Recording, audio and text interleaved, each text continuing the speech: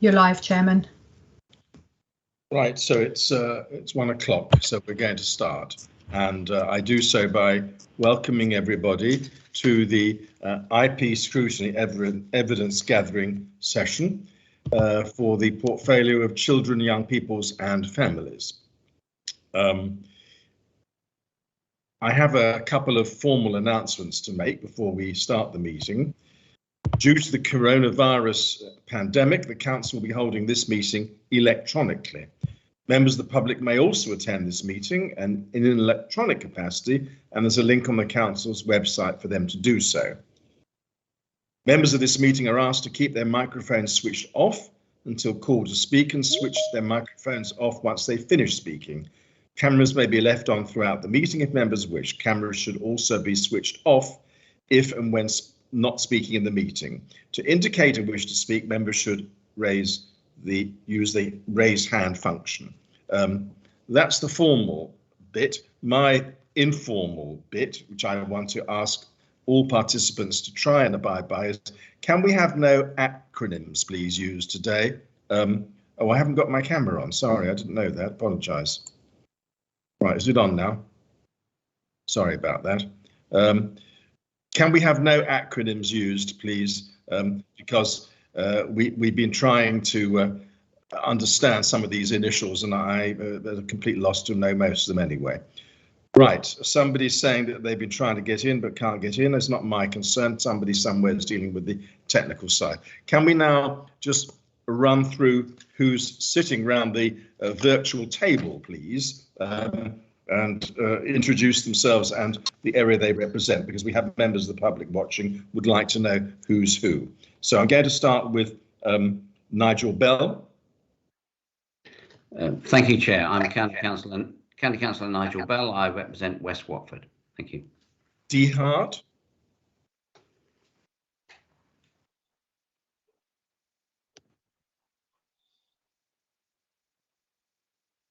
Are you there, Dee? I thought you were there earlier. Can't hear you. Thank you, Chairman. Yes, Councillor Dee Hart, representing the Waltham Cross Division, Borough of Broxbourne. Thank you, Chair. Thank you. Peter Hebden. Thank you, Chair. I'm Peter Hebden and I am the County Councillor for Hatfield East. Thank you. Terry Hone. Yes, Councillor Terry Hone, representing Letchworth South. Paula Hiscox. Good afternoon, Councillor Paula Hiscox, representing Rickmansworth West. Yeah, I think you might need to talk a little closer to your microphone. Sorry, when the meeting can you hear starts. me Don't worry. now? Thank you. Steve Jarvis. So I'm Steve Jarvis and I'm the County Councillor for Royston West and Rural. John Sloan.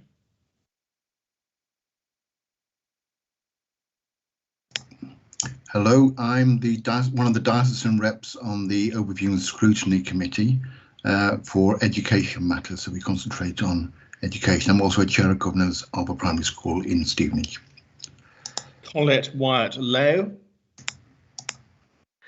Thank you, Chairman. Good afternoon, everybody. I'm Councillor Colette Wyatt Lowe and I represent Hemel Hempstead North East. Thank you. Now, Brenda Davies of Health Watch, are you there? Good afternoon, everyone. I'm Brenda Davis. I'm a trustee of Hertfordshire Health Watch. Thank you. And finally, well, penultimately, Sandy Walkington. I should explain to those watching and those participating that unfortunately Councillor Mark Watkin was struck down by the dreaded lurgy this morning and he's not able to attend, and I have consented to his being replaced on this group by Councillor Sandy Walkington. Do you want to say hello, Sandy, so we know who you are? Don't sound so grudging, Mr. Chairman, but I'm Sandy Walkington, County Councillor for St Albans South. Thank you. So that leaves just David Barnard. Are you there, David?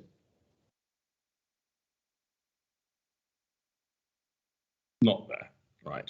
So we'll assume that David Barnard is not there. And I think we should have Teresa Heritage with us, the executive chairman here. Is she here, Teresa? Good afternoon, everybody. County Councillor Teresa Heritage, Executive Member for Children, Young People and Families, and I represent Harpenden South West. Thank you. And as you'll have quite a role to play in this event, it would be helpful if your camera could be put on. I don't see it on at the moment. It is on, Chair. It is on, well, I can't see it on. Yeah, I've been there the whole time. Okay, thank you. Right, well, this is, ladies and gentlemen, this is supposed to be a scrutiny of spending for the coming year in this important department of children, young peoples and families. Personally, I call it a budget rather than IP, but people prefer to call it IP. The fact remains that 78% of council tax is spent at the county council level and a big proportion on this group here. So although the main objective today is to analyse the spending plans, it's also important, I think, to have in mind the key priorities and the strategic direction that we're going. Now, members anyway will have had a huge wodge of papers, and on page 89 there are 5 key priorities for this department. They're rather general, so I'm going to ask Councillor Teresa Heritage, chair of the relevant cabinet panel, to for the benefit of the public watching essentially, to give us a very brief overview, and could you make it brief please, Councillor Heritage, of what you believe are the key priorities and strategies for the forthcoming year. Okay, thank you, Chair. I was asked by the Chairman of Scrutiny today to actually give a brief overview of what my portfolio covers, but I don't need to do that if that's not required by members. So you just want us to go straight into the budget papers? Well, yeah? You've got 5 minutes, use them as you wish. Oh, okay. Right, so everybody, can I first of all say, can somebody pass on to Mark my best wishes, because I don't like to hear him struck down with the lurgy. So, first of all, as I'm sure you all know what Children Young People's portfolio does, but I'll just briefly run through it. We run the statutory service in relation to children, looking after and caring for children and young people, which includes social care, corporate parenting, children looked after, the virtual school, residential care, children's safeguarding, 0 to 25, which covers disabled and young people services, their special educational needs, early intervention, which is around our family centres and our early years, and then the youth services, youth offending and youth justice. It's a very, very broad portfolio. But in general, what we are aiming to do is to keep children safe and give them the best start in life, especially those that are more vulnerable. We see early intervention as the most important strand of our work. So wherever possible, we're trying, in quotes, nip it in the bud. Hence, there is important work that we do on what we call our front door, where people ring in or contact us, and we use our nationally renowned safeguarding model, which is about in effect talking to people and trying to sort it out, and we've got a whole raft of professionals that work with us. So I'll flow now on to what our priorities are, and as you'll see from the page 89, which the chairman referred to, is that we need to meet the needs of children within the local community, try and keep things local wherever we can. We need to support children, especially to get their lives, keep their lives on track. And I'm now talking more about those vulnerable young people that perhaps don't have as much parental help as they might want, and of course have better lives due to education. We want to help them find a skill mix for growing up with. We need to ensure that we have a skilled workforce, and we all need to work with partners, because for children, it's about education, health and social care. You can't see my face, Chair, but I can assure you my camera's on. Well, can anyone else, is it just me, or does everyone else, can everyone see your face apart from me? She's in the centre of my screen. We can all see her, Lawrence. Yes, you're being somehow discriminated against. I'm sorry, I apologise, Teresa. Do carry on. Well, those are the sort of general priorities. I mean, in a nutshell, I'll keep up. I don't know what you want me to go on to, so I could talk for England on this. So I suppose we best better go on to questioning by the panel committee, whatever you want to call yourselves. That's very helpful. Thank you very much. I'm sorry about the technical problems that we seem to be encountering this afternoon. We've all been sort of working on lists to ask various questions, and I'm looking first of all at what they call D5 on the papers, which I'm getting out in front of me now, and D5 is the pressures for the words CLA, I think, means children looked after, and I know that Colette in particular wanted to start the ball rolling with some questions regarding the current level of increased demand. Do you want to kick off, please, Colette? Thank you, Chairman. First of all, how long do we think the current level of increased demand, that's with the levels of increased referrals and increased CLA numbers, how long do we think it will continue? And what mitigating actions are we taking to control the rise in the number of children looked after? And I'm particularly interested in the percentage increase in budget pressures caused by this, and can we quantify the increased numbers and relate it to the percentage increase in numbers as more of these children looked after come forward? And that's the first part of it. And basically, I'm then looking at mitigation and contingency planning. Thank you. Okay, fine. Thanks, Colette. So I'll just start off and then I'll hand you over to Joe Fisher, who is our Director of Children's Services, if I might. So how long will the current increase carry on? Well, I wish we had a glass ball. We're obviously finding it very, very difficult, or the families are finding it difficult, and we've seen a lot more young people coming into our service over COVID, and we did some modelling right at the very beginning when COVID first hit, and we have seen those increases, but they took longer to come through than we anticipated, so they're actually building up now. But Joe, I'll let you go into the technicals. Chair, can you see Joe Fisher, our chair? I can see everyone for some strange reason apart from you, but I'm sure you're... You don't know what you're missing, Chair. There we go. Joe, you want to take those questions on? Thank you, Terry, and thank you, Chair. I'll start, and I might. There was a lot in your question, so if we can just try and break it down and make sure we cover it all. And also, Elle Mayhew's on the call, and I'll bring her in for some of the detail too. So thank you very much. First of all, just to reinforce, I think what Terry just quite rightly said, what we do know is that there's a huge amount of uncertainty about demand in future years in the context of the pandemic and in the context of the impact that's having on our children and young people. You'll note from the papers that we've seen an increase in demand in terms of referrals coming in through our social care front door.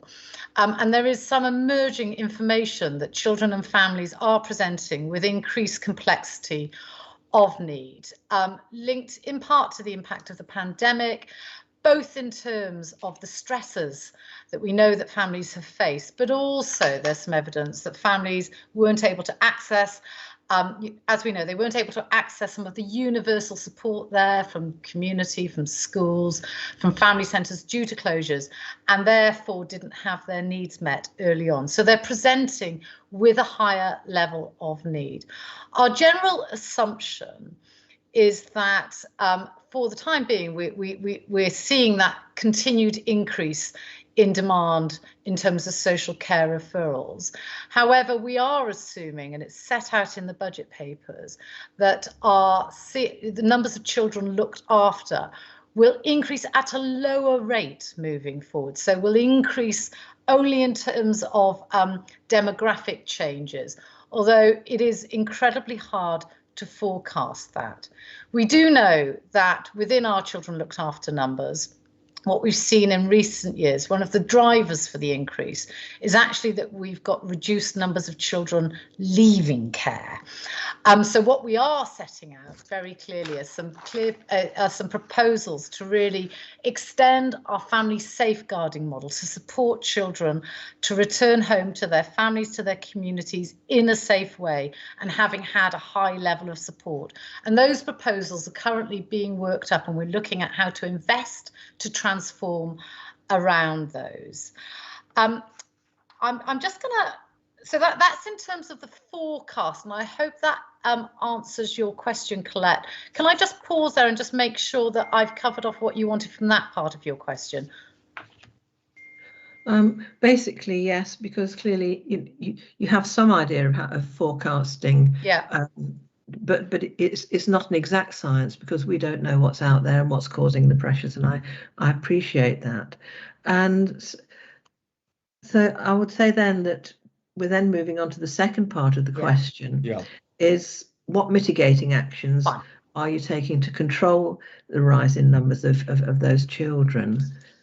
Thank you. And if in particular, I'm looking at the pressures that this puts on your budget and how you're going to cope with it. Before you answer, Joe, can I just say that looking at the paperwork, we see the figure of 1.66 million for the forthcoming year. Is that as an increase in spending in this area, is it? Yeah, so what we've set out in the papers is actually that we'll be we've set some really targeted, that will reduce the pressure. We've set out the 5 million pressure over the coming years, but that will reduce year on year, Chair. So what you've seen in the papers is the detail of how that will reduce year on year. So are you looking to spend an extra 1.6 million next year? That's my question.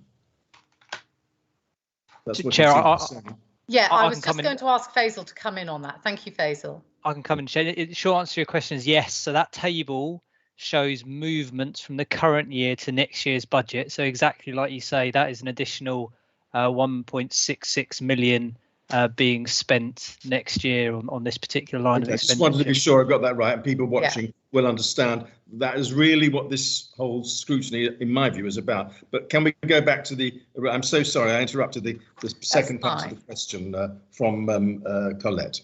Thank you, Chair.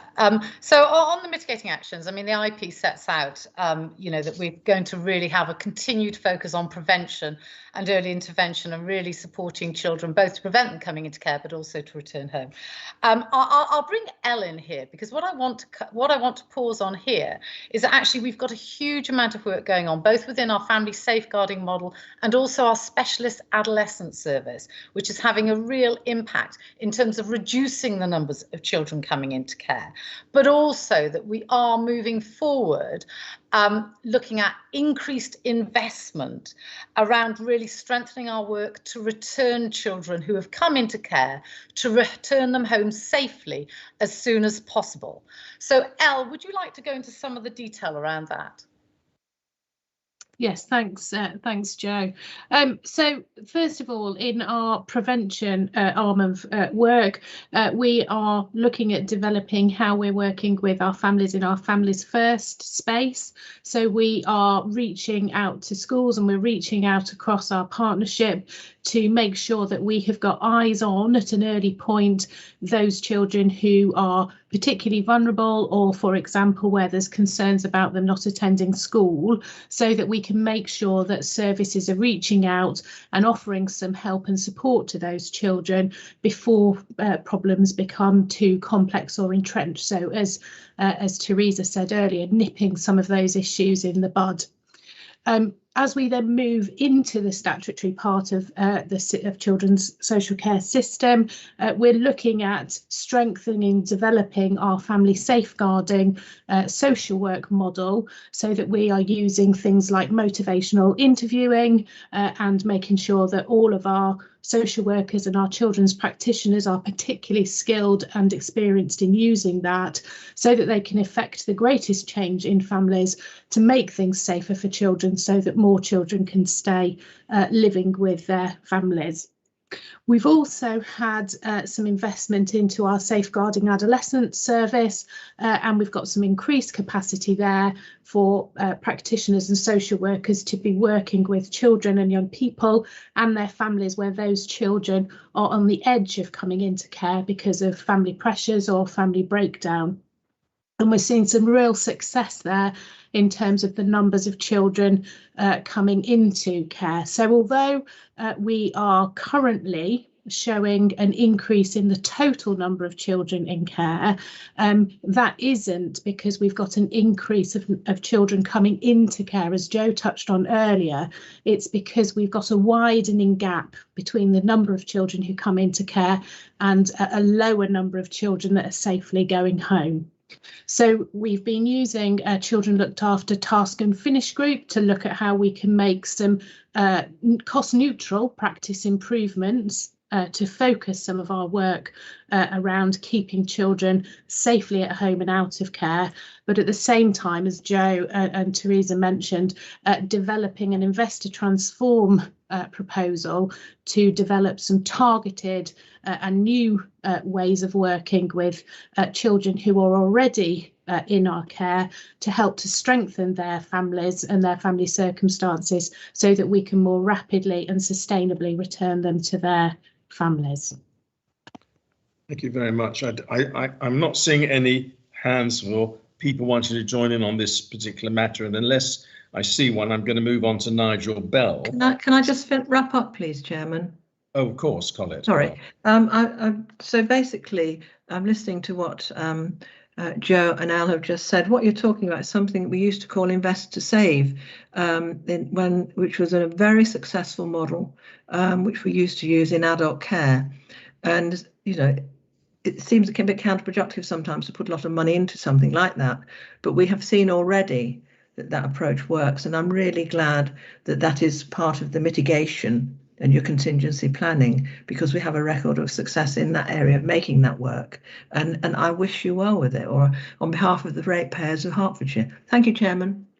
Thank you very much. Now, I think, Nigel, you want to bring us back to the focus on finance again, because you want to talk about the new builds in the area and where the new build sites will have a better value for money. Do you want to expand upon that in your question?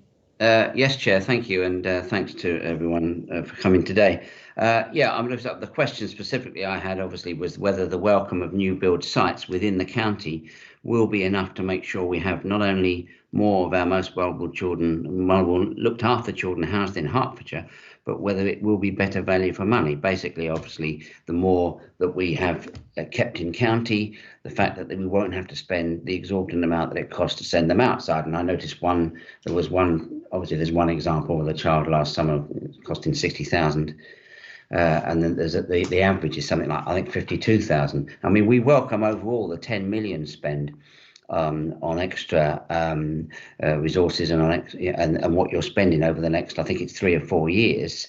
And obviously we on the other buildings, but can you reassure me that this extra spend over the next 4 years and on the the extra 31 places, I think it's 31, that will be enough, and that if we can provide more, and if it means more investment, that will actually in the end lead to better value for money, because it will mean we won't be spending 60,000 or 50,000 on one child on the average. Yeah, thanks, Nigel, that for your question, very pertinent. As you know, the Investor Transform funding that we sought for extending the residential care almost a few years ago now, the business plan was written pre-pandemic. So the world was a very different place, as was Hertfordshire. And since that time, we have seen the complexity of need of the young people that we originally thought that we were providing a residential care forecasting it for. They've become more complex, and where we thought we might have 4 or 5 bedded homes, we're now finding that we're having to change some of our working to smaller units, 1-2 bedroom facilities. So it is still good value financially. and for the young person concerned for them to be in Hertfordshire. We can wrap around the care health-wise for them, because if a child, as you know, Nigel, goes outside of Hertfordshire, we have very little control over the health facilities that are provided to them, although our key workers and social workers are constantly visiting them, but we don't have control in those areas over the NHS. So that is always a challenge for us, and that's why we like to keep them local. We also can provide them with that local support. That's what I'll say, but Jo, would you like to lead on, or is Elle going to speak on this one? I'll say a couple of words. Elle and I are doing a bit of a double act, and Faisal may come in too. But certainly, I mean, the short answer to your question, Nigel, is yes. Our residential strategy is all about keeping children within Hertfordshire safely in good quality provision and meeting their needs, and it's about value for money. So it's about resetting the marketplace by reducing our over-reliance on independent placements and independent providers, some of whom charge incredibly high costs. The increase in costs that we've seen for our residential placements in recent years is in part, there's just been that sort of year-on-year increase in the average cost of placements, but also because of the changing profile of some of the children and young people we've needed to place. And Elle talked a little bit about, the increase in complexity of need that we're seeing, and the increased demand for solo or small units of care. There is nationally, regionally and locally a shortage of those types of placements available for children and young people. And what that means in practice is that Hertfordshire is often chasing, a placement for a child with very complex needs alongside many other local authorities also chasing those places, particularly if we're thinking about secure welfare places or those that have got a mental health provision alongside it. So, there is that shortage, which means that the marketplace, we really do need to reset it. And our residential strategy, I think, provides us with some assurance about that, because what we're looking at doing, as Terry quite rightly set out, is increasing the numbers of small unit or solo placements for children in Hertfordshire who've got very complex needs. And we're looking at doing that both by using our own estate, but also attracting independent providers to come into Hertfordshire and to work in partnership with us. And the overall impact of that can and should be that we begin to drive down some of those really high cost places that we're seeing, particularly the sort of bespoke places that you noted, Nigel, in your question, some very high costs for individual children. Elle, I don't know if you want to follow on from that at all. Is there anything you want to add? Thanks, Jo. I think the only thing I want to add is in terms of our strategy around in Hertfordshire residential provision and our developing strategy about wanting to reunify more children safely to their families. Reunification of children requires strong and intensive relationships between key professionals and children and their families to enable that trust to build up and for change to happen in those relationships. And we can do that much more effectively where we have got children who are living locally in Hertfordshire, close to their communities, close to their families, already connected with support services and already connected with school placements. We just can't do that where children are living a long, long way away from Hertfordshire. So actually, those two elements to some strategies that underpin this IP come together really well around this residential strategy. Thank you very much. Somebody called Marion Ingram has got a hand up. I don't know who you are. She's Marion. one of my team, Chair, and I'd like to, because Marion oversees this area of work, so I'd like to invite her to add to it. Thank you. Yeah. Thank you. So Nigel, when we did the Invest to Transform, we had previously we'd had about 45 children in independent residential running year on year on year. And then for about 18 months, our numbers started going up really significantly, and we went up to about 65. And that's why we did the Invest to Transform. We never planned to have every child in residential in Hertfordshire, because some children need to leave Hertfordshire, either because they need a very specialist provision, for example, sexually harmful behaviour, or because we need to break some very dangerous networks that they've got into in Hertfordshire, and so we have to move them away.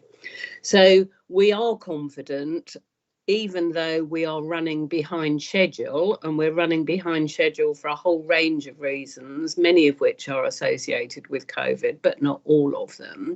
We are confident that the 31 beds will have a significant impact on the placement costs that we're paying. Our biggest challenge is recruiting suitable staff to work in these homes, because, as you've heard several times, the children have incredibly challenging needs and they need very skilled staff. And we are at the moment just setting up an academy for residential workers, and we are going to be the first one in the country that's done this. And we're working with the National Centre for Excellence in Residential Childcare to develop the programme of training. But we're going to bring people in as apprentices and train them up and give them on-the-job experience to get staff.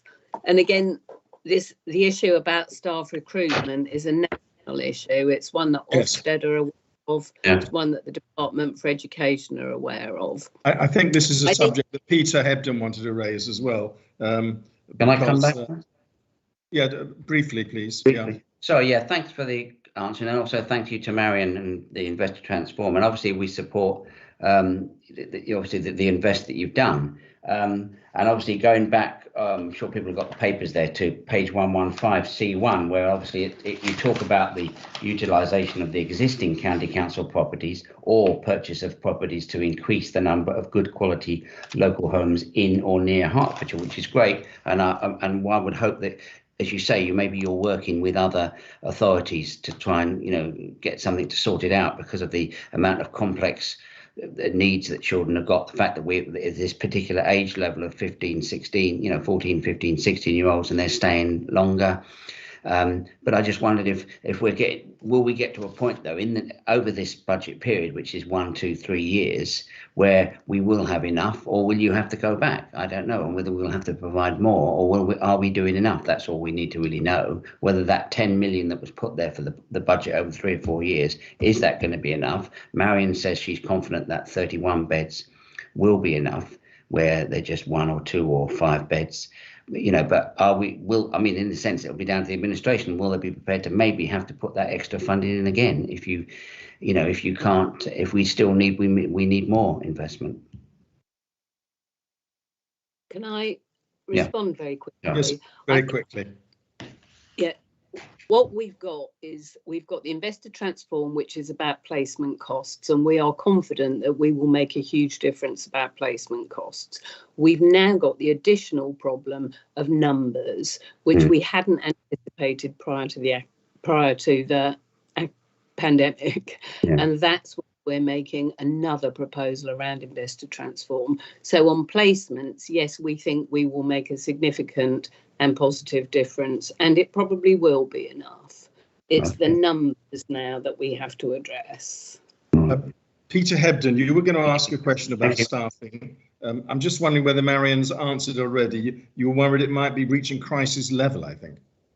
Yeah, I think it has been pretty much answered, but just in case you want to expand on it, I mean, on page 89, where we talk about recruitment and retention, with the key risks, it's been a recurring theme, not only through this paper, but basically, but throughout the whole IP process across all departments.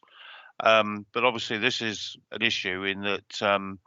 Obviously, with children, we can't afford to sort of run out of staff. The staff physically need to be there, and obviously when we go outside of the council because we don't have enough staff, then that hikes the cost up immeasurably. So yeah, you got it? Is there anything you want to expand on that? Joe, would you want to come on that one? Well, I was actually going to invite Marion to talk a little bit, because we're talking particularly we've struggled in terms of recruitment into our residential settings, and there's a lot of work that we're doing in terms of setting up an academy and really thinking about how we improve our or strengthen recruitment of people to work in those settings. Marion, would you like to just touch on the detail of that? We have our work stream on recruitment to our children's homes. We are revamping all our advertising. We've put videos up of residential workers talking about what a rewarding job it is. The main things that we want to do is look at how the agencies still seem to, the specialist agencies still seem able to recruit staff. And they're the ones that we're paying through the nose for. So what we're doing is we're trying to really find out why people are prepared to go and work for one of these specialist agencies rather than the local authority. So we are reviewing pay, we're reviewing training, but we're also reviewing working hours. And we're thinking about, can we put staff in units for a shorter period of time and then give them a break working somewhere else? So we are being as creative as we possibly can. Okay, thank you. Councillor Heritage, do you think it's crisis level? Somebody put in, would you accept that definition?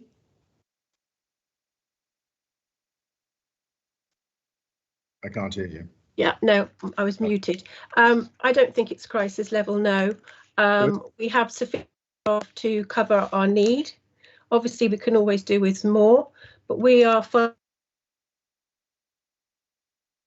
Right, you've gone mute again on my system anyway. Sorry, yeah, it's doing something all by itself. Yeah, so we're following national trends, sadly. There's a dearth of experienced professionals within the whole, can I call it the industry, the children's industry. And I think over the pandemic, there was so much pressure on them because they were going the whole time. Many of us were stuck at home, but actually our frontline workers were working the whole time under great stress. And they've just, I think many of them have actually thought, I'll do something else. So it's about how we can work with them to give them some better working conditions, as Marion's mentioned. And actually Hertfordshire's a great place to work. So we just got to keep going at it, really. Peter Hebden, you want a very brief follow-up, please? Could you make it brief? Yeah, just very briefly, please. When we're talking about staff sort of preferring to work in the private sector and why do they prefer to work in the private sector rather than come to us, can I just confirm we are talking about equally qualified staff? So the staff in the private sector are just as qualified. So we're not asking for anything above and beyond. And is the recruitment process sort of complicated? You know, sometimes they can be. You know, or is their process as complicated as ours, or is ours as easy as theirs? The process is very similar for staff recruitment. We do sometimes worry about the quality of the staff that are being recruited by independent agencies. And we sometimes worry about the skill set. I think the difficulty about a children's home is that you are not required to have a professional qualification to work in a children's home, because children's homes are very much seen as an entry level to social work, whether that is right or wrong. So you're not required to have a qualification. Like I say, we're doing what we can to get inside these agencies, and they're not agencies that deliver an agent. They're not the general mainstream agencies. What we have is we have a few agencies, one called Calewell, one called MedGen, and they provide staff who do outreach work, who do children's homes work. And that's why we're thinking, A, there's an issue about pay, but B, more importantly, perhaps, there's an issue about variety in the work. So can we create a similar workforce that has that variety in the task and that doesn't get ground down in the way that some of our children's home staff do? Thank you very much. I think we've really got to move on to another subject now, and thank you all for your contribution there. We want to, I've been asked by the committee to move the subject of home school transport higher up the list. And I can understand why, because if we're talking budget talk, I'm looking here at page 113 on our bundles. I'm seeing, for example, the figure for the forthcoming year, £2.8 million on what I assume is buses and taxis and coaches and stuff. And it raises extraordinarily to £6 million nearly by the end of the cycle in 26. Just as a personal note, I was actually, I thought this was ludicrously overstretched and didn't merit such a spend. Then I went last week to a school called Meadow Wood in Bushey, which is a special needs school, and I realised that these poor children in that school, some of them, none of them, they all have neurological problems, and they had to come in with 2 or 3 carers in a car and helpers and stretchers and all sorts of things. And I realised it's a hugely expensive business. But I'm just wondering if we start off with Dee, you want to know something on this about the transport to schools. Are you there, Dee? Yes, thank you, Chairman. Can I ask, good afternoon, everyone. Can I ask the Cabinet, please, be a £6 million a year additional money being spent on transport to schools in 2025-26? Yeah. What are we doing to manage the demand here? And also, can I just go straight into another question, give you a double sword here? What are we doing to reduce unit costs? Now, I do appreciate we also have service level agreement here as well, don't we, with the environment? So maybe you could sort of elaborate on how the system actually works really briefly. Thank you, Chairman. Thanks, Dee. I was going to pass this one actually to Simon Newland if he's here. I can't see him. Terry, he is here. Yeah, great. Oh, he's here. There we go. There we are, Simon. I couldn't see your name. Great. Fine. Yes, thank you, Dee. I mean, more or less every aspect of provision for children with special educational needs, the costs and the volumes of what we're doing has been increasing.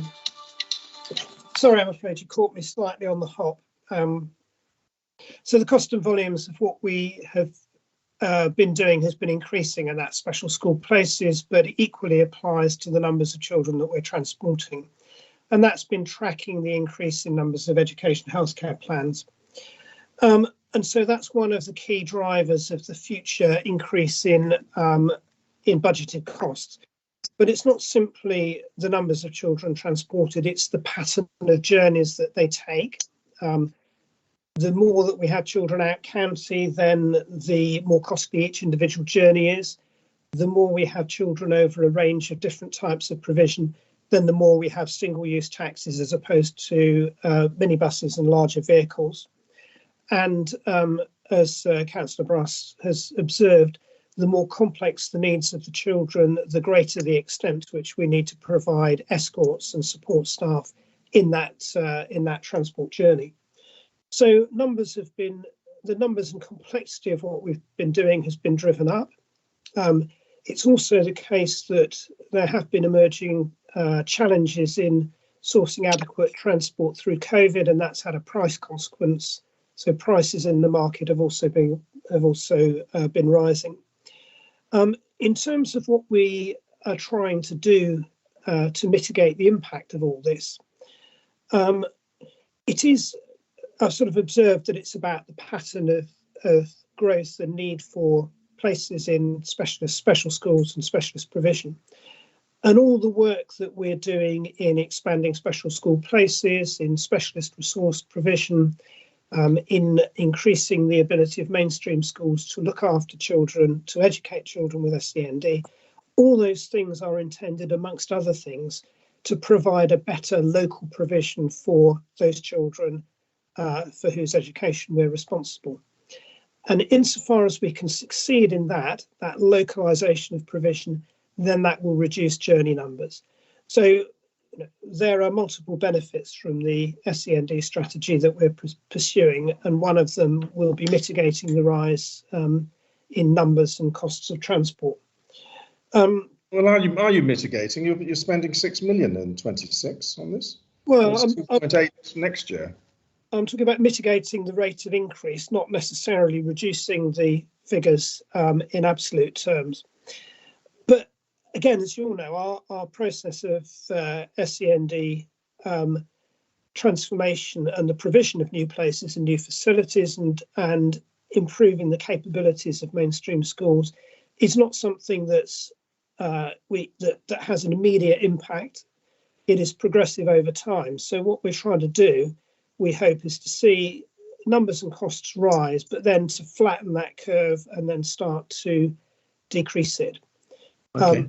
And of course, you recognise that once a child is in a school, then they're going to be there for the duration of their education. So they're not going to come out of a county special school, they will remain there.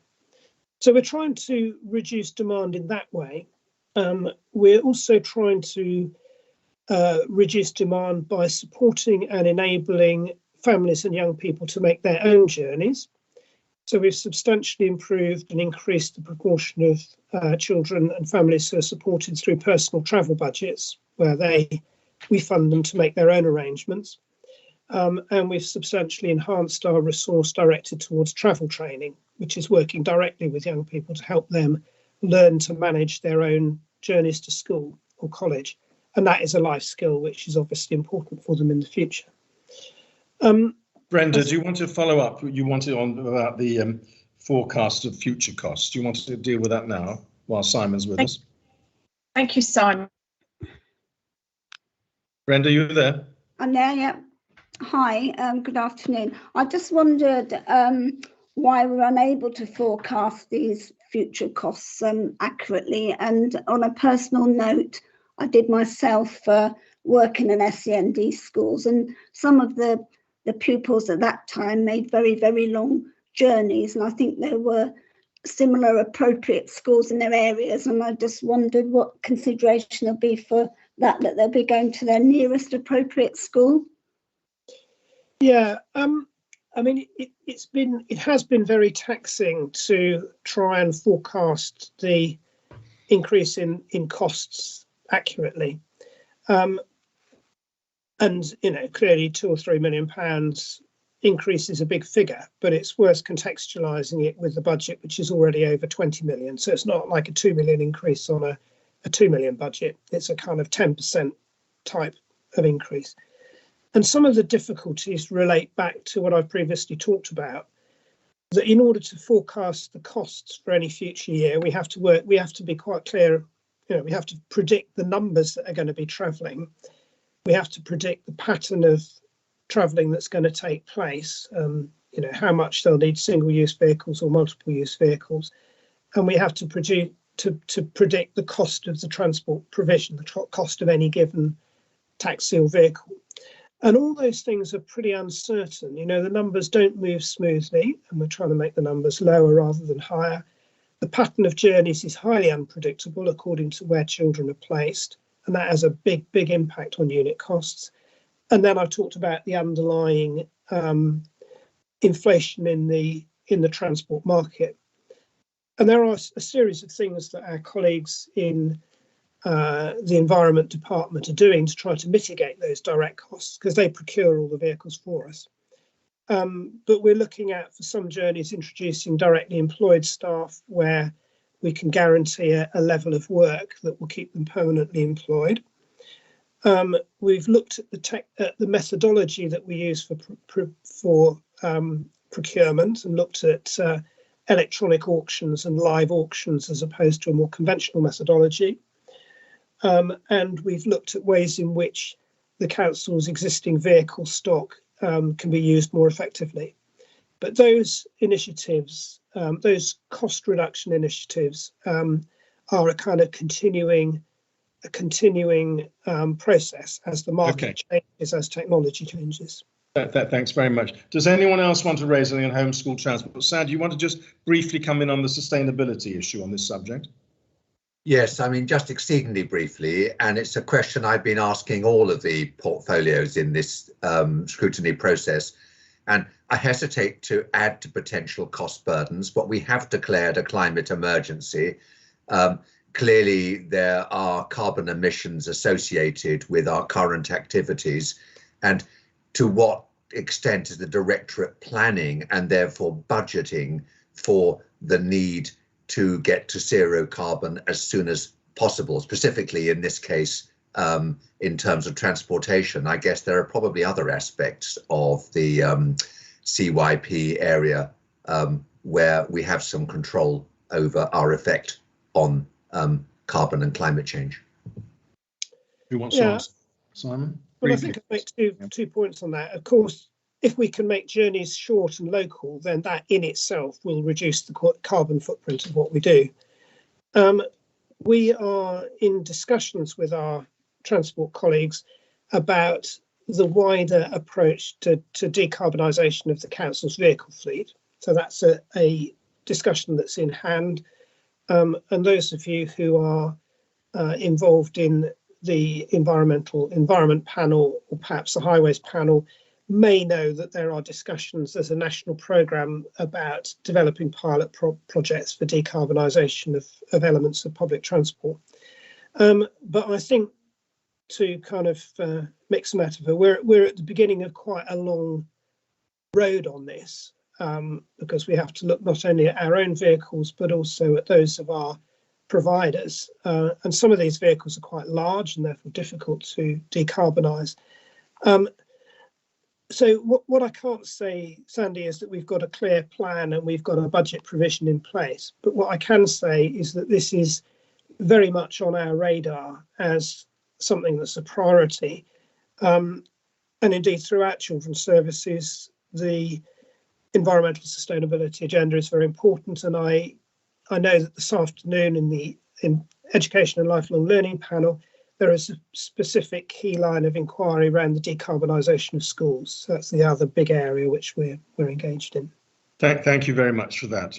Unless anyone wants desperately to say something more on this particular homeschool transport subject, I want to move on to savings now. One of the many meetings I seem to have been involved in the last few days, I saw the figure of £11.5 million increased spending for this department in the next year. It's a lot of money, but on the papers we have on EE18, there all seem to be savings, which is very good news. So I wonder, Peter Hebden, you want to ask about on the savings stuff, and then I'm moving on to Paula on the same subject. Peter, do you want to kick off? Thank you. What I was going to suggest is I sort of incorporate Paula's question and mine into one, really, because it's the same question. Right. Basically. So what my question was, what are we doing to increase in-house children's homes, and what challenges are we facing in doing this? But also we could include in-house foster care as well. So if you want to give us an answer for that, Joe, please. Thank you very much, Peter. And I'll bring Marion in to give some of the details. She's already touched on it, but you're absolutely right. In terms of bearing down, both in terms of the numbers of children in care, but also on some of the escalating costs that we're seeing in care, you're absolutely right to highlight both our residential strategy and our fostering strategy being in the front and centre of that. And as Marion talked about, increasing our sort of residential estate to 31 small units of care across the county, we think will help rebalance and reset some of the costs we're seeing currently being spent on independent providers. But alongside that, really driving forward our foster care strategy, continuing to recruit foster carers, particularly for those children with more complex needs, again, will help drive down on costs by reducing the numbers of children going into residential settings, which often bring with them high costs. Marion, do you want to just add to the detail? I know you've already talked in some depth about our residential strategy. You might want to focus a bit on the foster care strategy and everything we're doing around that. Yes, so we have been, just so that you know, the average unit cost of a Hertfordshire foster carer is about £500 a week. Once you go to an independent foster carer, it goes up to about £1,000 a week. Once you go to a Hertfordshire children's home, it goes up to about £4,000 a week. And once you go up to an independent children's home, it goes up to about £5,000 a week. And those numbers are ballpark figures. So the whole Invest to Transform was about moving children down that continuum and keeping more children in-house. And for each child that we can keep in-house, we save at least £1,000 a week. So that is why we're really focusing on this. So we have the residential strategy. It has been held up. It's been partly held up because of staff recruitment. It's been held up because of building materials access. It's been held up because of some of the rules around the PVI settings, the private finance initiative that some of our homes were built under. We've had some difficulty with planning permission, both for Hertfordshire children's homes and independent providers that we are encouraging to come into Hertfordshire have struggled getting planning permission because people don't want a children's home down their road or round the corner. They imagine that all our children are violent criminals who are going to leave drug paraphernalia outside their front door. So there's those sorts of issues that are making the children's home process a bit slower. In terms of foster care, we completely revamped our recruitment campaign. We've completely revamped all our internal processes. We've done this in partnership with foster carers. We reviewed our allowance structure last year, so we're paying higher allowances now for our foster carers. And last year we did recruit 50.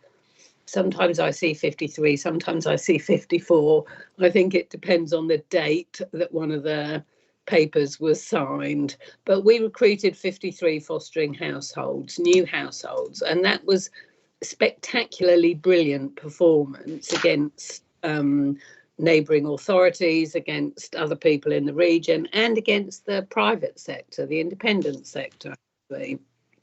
And this year so far, we've approved 32 mainstream foster carers and 9 foster carers who will take babies with a view to potentially being able to adopt them.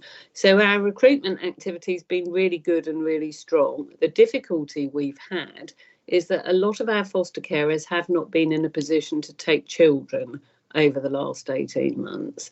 A lot of our foster carers are older. We have foster carers literally in their 80s. A lot of them are over 60, a lot of them are over 70. They've been very reluctant to take children who might bring COVID into their house. We've had foster carers who suffered bereavements, who've had family members become very ill or die. So our number of children placed with Hertfordshire foster carers has not gone up in the same way that we would have hoped compared to the number of foster carers that we approved. We've also been doing a lot of work about placement stability, because we know that if a child lives with a Hertfordshire foster carer and it breaks down, we'll look for another Hertfordshire foster carer. But we might not be able to find one, and they might have to go and live with an independent foster carer. And if that breaks down, they might end up in a children's home. So we know that every time a placement breaks down, there's a very realistic chance that the next placement will be more expensive. So we've been putting a lot of work into improving placement stability, and we have seen good success with that. But an unintended consequence of that work has been where a foster carer is looking after a young person and the placement is looking wobbly, we haven't put another child in alongside that foster placement. So okay. Our focus now is using all the beds. Well, I'm still reeling from the £4,000 or £5,000 a week cost for it in the children's home. It's extraordinary. I have no concept it was as expensive as that. It's absolutely mind-boggling. Paula, this was before we leave savings. I know you were keen to ask about why savings have been reduced. Do you want to elaborate on that? Yes, I would please. And also, thank you very much for your comprehensive answer on the foster carers. because one of the risks was that we did not have sufficient number. And if you say we're looking at £500 a week for ours in-house and £1,000 for independent, so there's a huge saving we can make, but maybe we need to increase the price for our own. I don't know in the budget, but yes, but so, you know, savings have reduced. How do we anticipate this going forward? Probably Marion. So 2 reasons savings have reduced. One is because we're slower in opening our own children's home beds. And the second one is that although we've recruited the foster carers, we haven't got children in all the beds. So what we're looking at so we're still working on the residential strategy. We're still looking at opening new beds over the course of the year and over the course of next year. We're still working with independent providers to bring them into the county. So what we're saying is not that we won't deliver the savings, but we will deliver the savings over a longer period of time, because COVID has really halted activity. And then the other flip in money is, again, this issue of numbers. So we have to keep those 2 conversations going. One is about placement costs and one is about number of looked after children. Okay. Councillor Heritage, do you want to just comment before we leave this subject? Are you satisfied that although these are very encouraging savings, that you're still able to deliver despite these savings? And we're looking at nearly £1 million saved 1 year, 2.3 the following, and nearly 3.5 at the end. You can still deliver. Mute. Yes, I'm very much the case. My officers are working extremely hard and they are doing their best. So I feel that they will deliver them. I mean, when we started this road, as it were, around residential care and improving fostering, how we deal with fostering, as I said before, we didn't have COVID. And I was very sure at that time that it would work, and it sounded a really sound plan. It's just going to take a bit longer, as Marion says, but we do have to keep changing depending on the environment and the children. And I'm hopeful that, you know, over another year or so, children will be less complex. They will start recovering from that impact of that COVID's had on them, and then the facilities that we have will be sufficient. Compared, if I can just compare across the rest of the country or even within the region, we are doing very, very, very well with what we do. And I think sometimes we should share with members more what goes on across the region, across the country, so that you can see those stats and compare. So that's perhaps something that we can introduce a bit more of. Well, thank you very much indeed. And just to let you know, for some strange reason, your face is now back on my screen and greatly enhanced it, I must say. So I don't know what went wrong in the first place. So on the savings, I see no hands from anybody, and I'm quite keen to move on to the SEND side of things, unless somebody wants to continue on the current subject of savings. We're back on track time-wise. So we're back on SEND, and I know, Nigel, this is a particular area that you want to talk about, and I'm going to invite you to ask the first question on the OP 114, which is on page 113 by chance of our book, but you want to ask about the spike in demand. Yeah, I just wondered, do we think that the investment that you've put forward, which obviously I support, will solve the current spike in demand? And that's also linked to, shall I ask my other question about investigating whether the resources promised for special education needs children and families will cover the increasingly, again, complex needs of our most vulnerable children, recognising obviously from our last couple of children's services panels the increasing distress that many families shown in the survey. So will those two things, the spike in the current spike in demand, and whether the more complex nature of our special needs vulnerable children, whether the investment you're putting forward will be enough? Thanks, Nigel. Joe, do you want to start with that, or? Yeah. I'll start with it, and then Tony's here. But thank you very much for your question, Nigel. And I think, you know, it is just to set the context of that. You'll know already that we have seen a year-on-year increase in the numbers of children with education healthcare plans stemming right back to the SEND reform in 2014-15. I think since then it's been about 126%. And our rate of increase is, as we've said many times, it's higher than other areas, but our overall numbers of children with education healthcare plans still compares favourably when we look at other local authorities, including statistical neighbours and the England average. So we're seeing that increase, and indeed during the pandemic we have seen that spike, so quite a sharp increase in requests during and as we move through the pandemic. Your question, which is, will it solve the spike? I think the short answer is that, you know, SEND is a really complex world across education, health and social care. There is no quick fix. So I'm certainly not sitting here saying that we're going to solve the spike in demand. What I can say to you is that I'm really confident that the work we're putting in place will mitigate and bear down on some of the increase in demand we're seeing by meeting needs of children and young people earlier on. So the investment we're putting in place is doing, in essence, two things.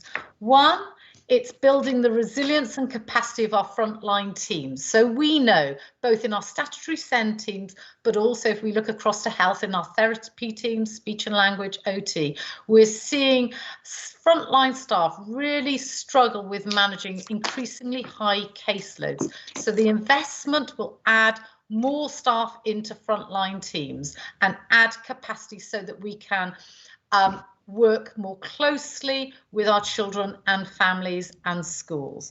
Secondly, it's about managing demand differently. So I know from talking to many families, but also schools and colleagues across the sector, that too often getting an education healthcare plan is seen as the golden ticket, the only way to get support. And what we're looking to do here is to turn that on its head and invest in a really strong early help offer, which means that we meet the needs of children and young people at the right time, as early as we can. So that they have their needs met in mainstream schools or in the community, in their families, as early as possible, and in doing so begin to bear down on the demand that we're seeing across the system. That said, I would, before I hand over to Tony, there are a couple of other factors I think that it is worth just noting, because there's also on a, you know, we've got the current review of SEND happening at a government level, and obviously we're waiting for the green paper on that in the spring, and it, you know, we anticipate that that might provide some levers to support the sort of work that we're doing locally. And the other aspect to it, and again, I know you're aware of this, but Hertfordshire now receives the 4th lowest SEND funding, high needs funding per head out of all of the English local authorities. So again, we're continuing to raise that issue at a national level to try and rebalance that and bring more money into Hertfordshire to meet the really important needs of children and young people that we're seeing. So in a nutshell, you know, I think there's a lot that we can do to begin to mitigate demand, and more importantly, I think, just to be really clear, to meet the needs of children and young people in the right way, at the right time, in the right place. But Tony, did you want to add any detail to that? What's to Tony? I don't know. Sorry, go on, Lauren. What is your role, please? Afternoon. I'm the Acting Operations Director for SEND and Inclusion. Right. I mean, I'm wondering whether you want, we've got a question from Peter, and I know that John Sloan wants to raise subjects on the SEND. Tony. Just wondering whether we ought to bring you in at the end and do the other two first. Would that be a problem? No. Well, Peter, just raise your question, then I'll come on to John, and then Tony can add up. Please, it's what Joe said. We've heard it before about the fact that Hertfordshire has the lowest funding per head from, or 4th lowest funding per head from central government. Why is that? Because one would think, naively maybe, or maybe simplifying it, one would think that there's pretty much a set rate, of funding per child nationally. So why are we in a position where there's such a big difference? Tony, answer that briefly, please. Yeah. Yeah, we can. I'll bring in either Tony or Faisal to answer that. Essentially, it's to do with historical funding and how that's been set against the national formula. But I think probably Tony or Faisal could probably give you a very simple answer to that. Tony, is it you or Faisal? Faisal, are you on the call? Oh, go on, Tony. Well, Tony, you hold it in your head for a minute. We'll hear what John Sloan has to say, and then you can answer all these points together. So, John, over to you about I know you have a child who is SEND, and I know that makes you particularly authoritative on this subject. Do you want to talk for a moment on your questions? Okay, thank you. Sorry to load you, Tony. Right, so I'm as a parent who has a child with SEND, and we've gone through the education system in Hertfordshire. I mean, he's a young adult now, but I do know from experience that it is quite difficult for families to actually understand what help is out there and how to access it. So I was just wondering whether any of this investment that you're putting into SEND this year is actually going to be directed at trying to help inform families about what's out there, also about self-help, of course. And I was very interested in what you said earlier about getting out in front with the early years and getting more support in there. Is whether there's anything there that is directed at families directly that would help them get on the front foot in helping to deal with their issues. And then perhaps related to this, I mean the school I'm a governor at, we've seen an increase in safeguarding cases, and that's mentioned in your report as being an issue. Is what is being done to try and invest to try and support families to actually deal with the additional strains that seem to be happening as a result of COVID and consequential financial pressures. So that's a big question. I hope I'm happy to come back and break it down for you if that would help. Good point. Chair, can I ask that we then, I bring in a couple of people. I'd like to invite Faisal to talk about the high needs and how the high needs formula has been set. Then perhaps Tony can talk a bit about all the work we're doing to support, as John talked about, the need to make sure we're getting the right advice, information and guidance out to families early on. And then lastly, the safeguarding issue, which is broader than SEND. I think it would be helpful to bring Ellen just to talk a little bit about the work we're doing in terms of early help and family safeguarding. Would that be okay? That would be fine. I'm just going to ask whether any members of our group or indeed of the Scrutiny group who are looking in on this want to raise any questions on SEND. Otherwise, we will let the officers respond in the manner you've suggested. Are there anyone? No, I can't see any hands up. I'm back in a minute.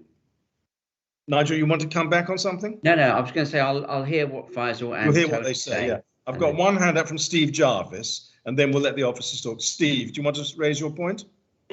Yes, I mean there was a mention there made about the need to ensure that that people knew how to access the SEND resources, and I'm aware that there are some things that have been proposed to make it easier for people to engage in the right way, which I guess potentially has some benefits for them and some benefits for the council. What I'm not clear about is whether or not the funding to achieve that is in the IP or whether or not it's contained within existing resources or neither.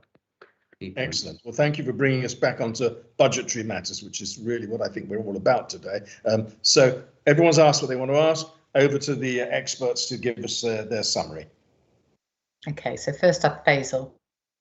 Thanks, Joe. Thanks, Chair. So I'll cover the very specific point about why we're fourth lowest on the high needs for funding, so the funding for special educational needs. So just to answer that very specifically, it's because of the odd nature of the formula in essence. So there's about 40% of the way the national funding gets allocated is based on historic spending. So one might think with a formula it's based on a sort of estimate of need or future need, but for good or bad, 40% of the way the money gets divvied out to various councils is based on historic spending. And for technical reasons, because of the way we historically dispersed money in previous years, we rank quite low in historic spend terms. So that's sort of the technical reason why. Just to pick up a very brief point, DfE have flagged an intention, a policy intention, to move away from the use of historical spending as a basis for the formula. And as Terry and Joe and others have said, we're actively at every opportunity trying to lobby them on that to make that move as quickly as possible, because we would be significantly higher in the ranking if that element of that part of the formula in relation to historic spending was removed. Okay. Faisal, can I just ask you to clarify? You talk about historic spending. Does that mean that we used to spend a lot, or we've always spent a lot compared to others, and that's sort of gone in our against us? People might not understand what you're meaning. So yes, it actually means the opposite. In the particular measure that DfE calculate, we spent less actually because we used to pass a lot more of our special educational needs funding directly to schools. And again, Simon and Joe and others can come in on this. So it was the way we were much more devolved in essence in the way we pass money on to special educational needs funding on, and that as sort of perversity of the system is unfortunately hampering us in the way DfE calculate the formula. So we spent less, but purely in the way DfE count it, and it's not a real proxy or good basis for judging need. And I think DfE acknowledged that. We just need to encourage them, in line with their policy intention, to move away from the use of historic spending as quickly as possible. Okay. Can we go on to Tony Fitzpatrick? Because I deferred you until now, Tony, so please forgive me, and would you explain what you want to say? Yeah, no, that's absolutely fine. Thank you. Yeah, if I just pick up from where Joe left off and where Faisal left off. So in terms of the statutory SEND service, which is where the investment is going in, that will realise a 25% increase in capacity in that service. That will take care of next year in terms of the growth that we're seeing. But obviously what we don't know, and Joe's spoken about this, is that the work that we want to do in terms of early help, what we will expect from that work is that we won't continue to see the significant increase in education healthcare plans. So we will be meeting need next year, but where we're focusing our efforts is on looking at how we can work with schools and with families to make sure that we can meet their needs without necessarily escalating to needing an education healthcare plan. And I think that the question about where parents can go is a really important one, because what we're doing at the moment is we're looking at where the advice comes from. So advice to families and advice to schools, and there are various areas where you can get, in various ways that you can get advice. And what we want to do is we want to make sure that we have a very cohesive and a very quick response, both to parents and to schools, in providing advice that will help both parents and schools. So we have our local offer website, and a lot of work has been done on that over the last couple of years. And that does provide information and advice for parents and for professionals and for schools. But what we want to do is we want to try and make sure that we get, if you like, one front door for where the advice is, so that schools, for example, will be able to know that if they ring this number, they'll get appropriate advice or appropriate signposting. And at the moment, we don't have that. So one of the things that we're doing at the moment is developing an advice line that will enable schools and enable families to actually ring and get the advice that they need. Going on from that, I just wanted to touch again about the high needs funding, and obviously being in the way that we're resourced, that does mean that we're eager to get as much money as we possibly can. In terms of being fourth lowest isn't necessarily helpful, so we have to work within our means. But at the moment we are able to work within our means. But there are lots of things that we would be doing if we were able to secure further funding, and we've got, so it's about using the resources that we've got at the moment. So we're using our DSPLs, which is our developing specialist provision locally, and we're working with those to work as best we possibly can with our schools and our families. Thank you very much. Joe, did you want anyone else to join in? Because I want to move on to the last topic otherwise. No, that's fine. I was just going to pick up, there was a question about safeguarding in schools. Yeah, and I was just going to ask Elle to touch on that if I may, Chair. Briefly, please. Thank you. So in a similar way, as we've seen some increase as a result of those increased pressures for families as a result of the pandemic for all children, we have also seen some increases in referrals in relation to children with additional needs. In the first instance, our intensive family support service will intervene and try to support those families at an early point, working with schools and partners, and we have about a third of all of our children in need. So that's children who have an allocated social worker who have additional needs, and that number is actually fairly stable. It's currently not much higher than it was a year ago. Although it does fluctuate, so it does go up and down. We did have a peak of children with additional needs on child protection plans in August of last year, but that number is also now starting to come back down. So the emerging data that we've got does seem to suggest that we've had some increase as a result of the impact of the pandemic, but that is steadying and in some places is now coming back down. Where we have seen the biggest increase actually is in the number of children with additional needs who have become looked after over the last year, moving from 64 children at the beginning of the year to 70 children in December.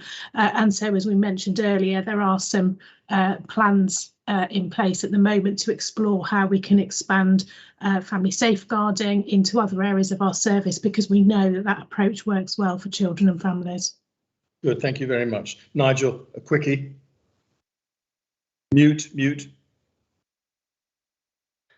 Sorry, Chair, just going back to what the comments from John Sloan earlier, and clearly with someone with his experience and his personal experience, he's talking about the help that was available or that should be available for younger people or families with younger people. He says his own child obviously is a young adult now. So if he has concerns about whether the availability of information to families, I think we need to look at that, and look at the fact that whether it's getting out there. I understand that there's, and as Tony said, we've got the information on the website and with the offer now, but clearly there's something still not getting through. There's still parents are missing out on it, and even with someone say as informed as John Sloan and his family obviously are, something is still not getting out there. So I think that needs to be looked at. Very valid point. I hope it's one that Natalie will pick up in the overview. Well, we're spending another 1.7 million on SEND in the forthcoming year. Let's hope that they can deal with some of these issues. Anyone else on SEND, or else can I move on to the very last? We've got just 8 or 9 minutes left, and I don't want to run over. So I'm going to move on to the last item, which is rather a googly that was bowled at me in the last few hours, which is something called MCR. I've never heard of it before. It's called Motivation, Commitment and Resilience Pathway. What matters to me is that it's going to cost us another 530,000 next year in mentoring in schools. I've no idea what this is. I hope someone's going to explain it. And I've got John Sloan on my list, or will someone else tell me what it's about? Because it's moved over from the education. John, if you want to start, and then Joe will finish it. Yeah. Thank you, Chairman. If I can just kick off there. So this £500,000. Where's it going? So this is picked up from the overview paper rather than one of the individual portfolio papers. The education group were quite keen on it, but it's not actually part of their portfolio. It's part of this portfolio. So I do apologise if you've been bounced or feel you've been bounced, Chairman. But this seems to be an excellent scheme in terms of the research that was presented. It's about, from what I can see, it's about mentoring children in schools, particularly those on the verge of being brought into care.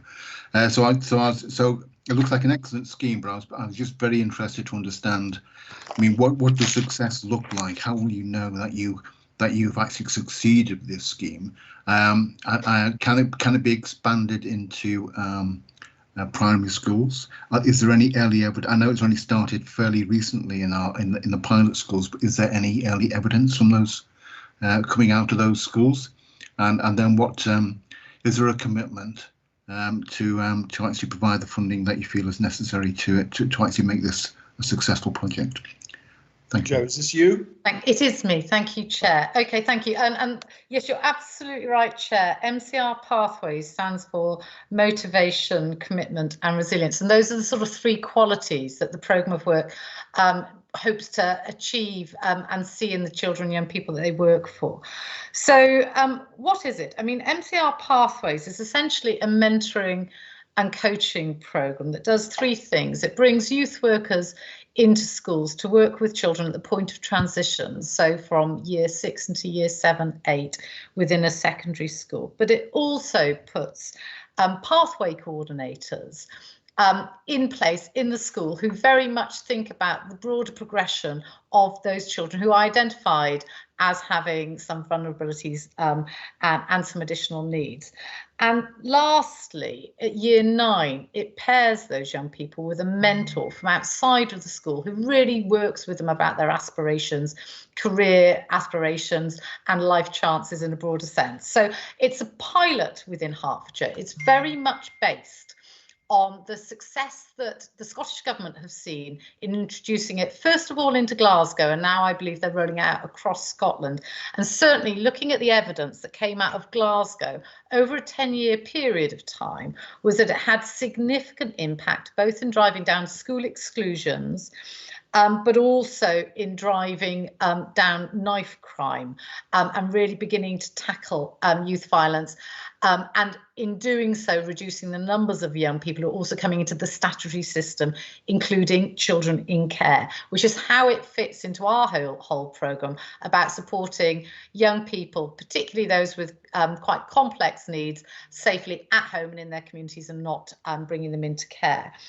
Our aims within Hertfordshire, how will we measure the success? John was asking, how will we know we've made a difference? So we have set some really clear KPI performance indicators for the programme around attendance, around achievement, but also reducing the numbers of teenagers coming into care. And we'll be measuring, you know, whether we've achieved those outcomes, both through, you know, some hard targets that we've set, but also getting feedback from schools and from young peoples and their families. So a combination of qualitative and quantitative sort of ways of measuring success. I think to get to the specifics of John's question, it is early days. We started this pilot in September.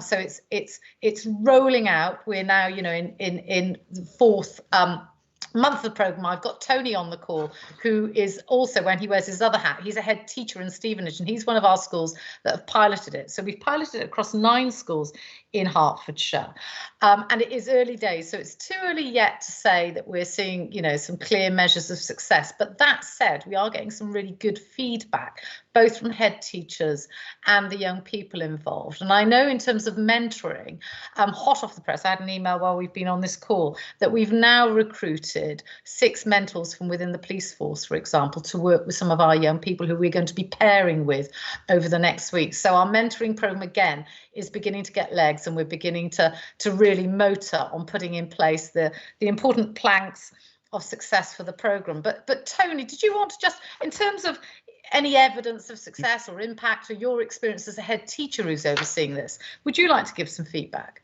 Yeah, absolutely. Yeah, I mean, we're very excited about this, and I've been on the journey of this right from the start, because obviously, you know, working with HDC, but equally being a head teacher, I could see the benefits. So the way that it was originally articulated to me was that it was to work with children that are on the edge of care or had experienced some sort of trauma at home. And for me, that was absolute music to my ears, because, you know, sadly, in any school, you have children that fall into that category. So whilst we were doing a lot of work with a lot of children, it was just nice to have. Again, we were talking a little bit earlier about early help and actually sort of getting in early with some of these children. So So we have our pathway coordinator appointed. Another interesting feature of the programme is that the schools actually employ the pathway coordinator. The schools contribute financially to the programme, so there is a commitment from the school. It's not like an offer coming into school. It's very much a partnership. So our pathway coordinator has been appointed. She's currently undergoing her training. Some of the stats that you might be interested in is that already there are 200 young people in the process of joining the programme across the pilot schools. So that would be 100 for the group work, which is in the earlier years from year 7 to 9. The coordinator in school facilitates a mentoring programme within the school, and then 100 will be allocated mentors. So as Joe mentioned about the mentors, the other part that the programme does is that it identifies and recruits mentors external to the school that come in and meet the young people once a week. And there are already 70 mentors signed up on that programme, and there are 8 already ready to be matched with children in school. So I'm really excited about this programme, both as a head teacher and somebody that works within the authority. I really do think that this is going to have a significant impact and a significant difference. And it's a pretty simple concept, but I think it will be a highly effective concept. Well, it's not an inexpensive concept, is it? No, £500,000, and I hope that it is as successful as you suggest.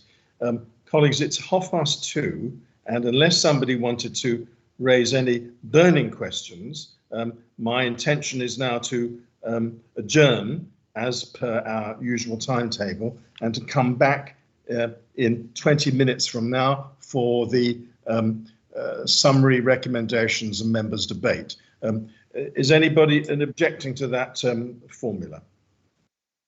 The only issue, I think, is whether Councillor Heritage joins us. The view seems to be not. Are you happy with that, Councillor Heritage? There's always confusion over this, Chair. I mean, is there an opportunity for if we would like to make comments on what the committee is saying? I don't know. Natalie's got her hand up. So Natalie, can you clarify whether Teresa Heritage joins us or not?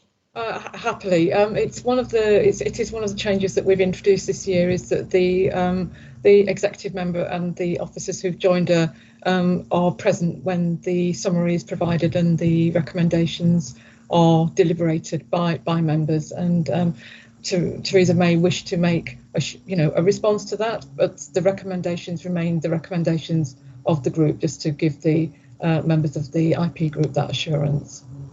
Okay. So what you're saying is Councillor Heritage is going to join us again in 20 minutes. Are you saying that? But in a nutshell, yes, Lawrence. Yeah. Although I've seen a few WhatsApps floating around today saying that's not the right thing to do, but who am I, humble backbencher, to argue on these matters? So we'll meet. Oh, Joe, do you want to quickly come in on this? Sorry, can I just check? Did Natalie also say that officers were able to come, or was it just that it was officers too? Just so I'm clear. Thank you. Yeah. Okay, so can we all get some air and comfort and meet in 20 minutes? And thank you thus far for your very patient attention, everybody. Thank you.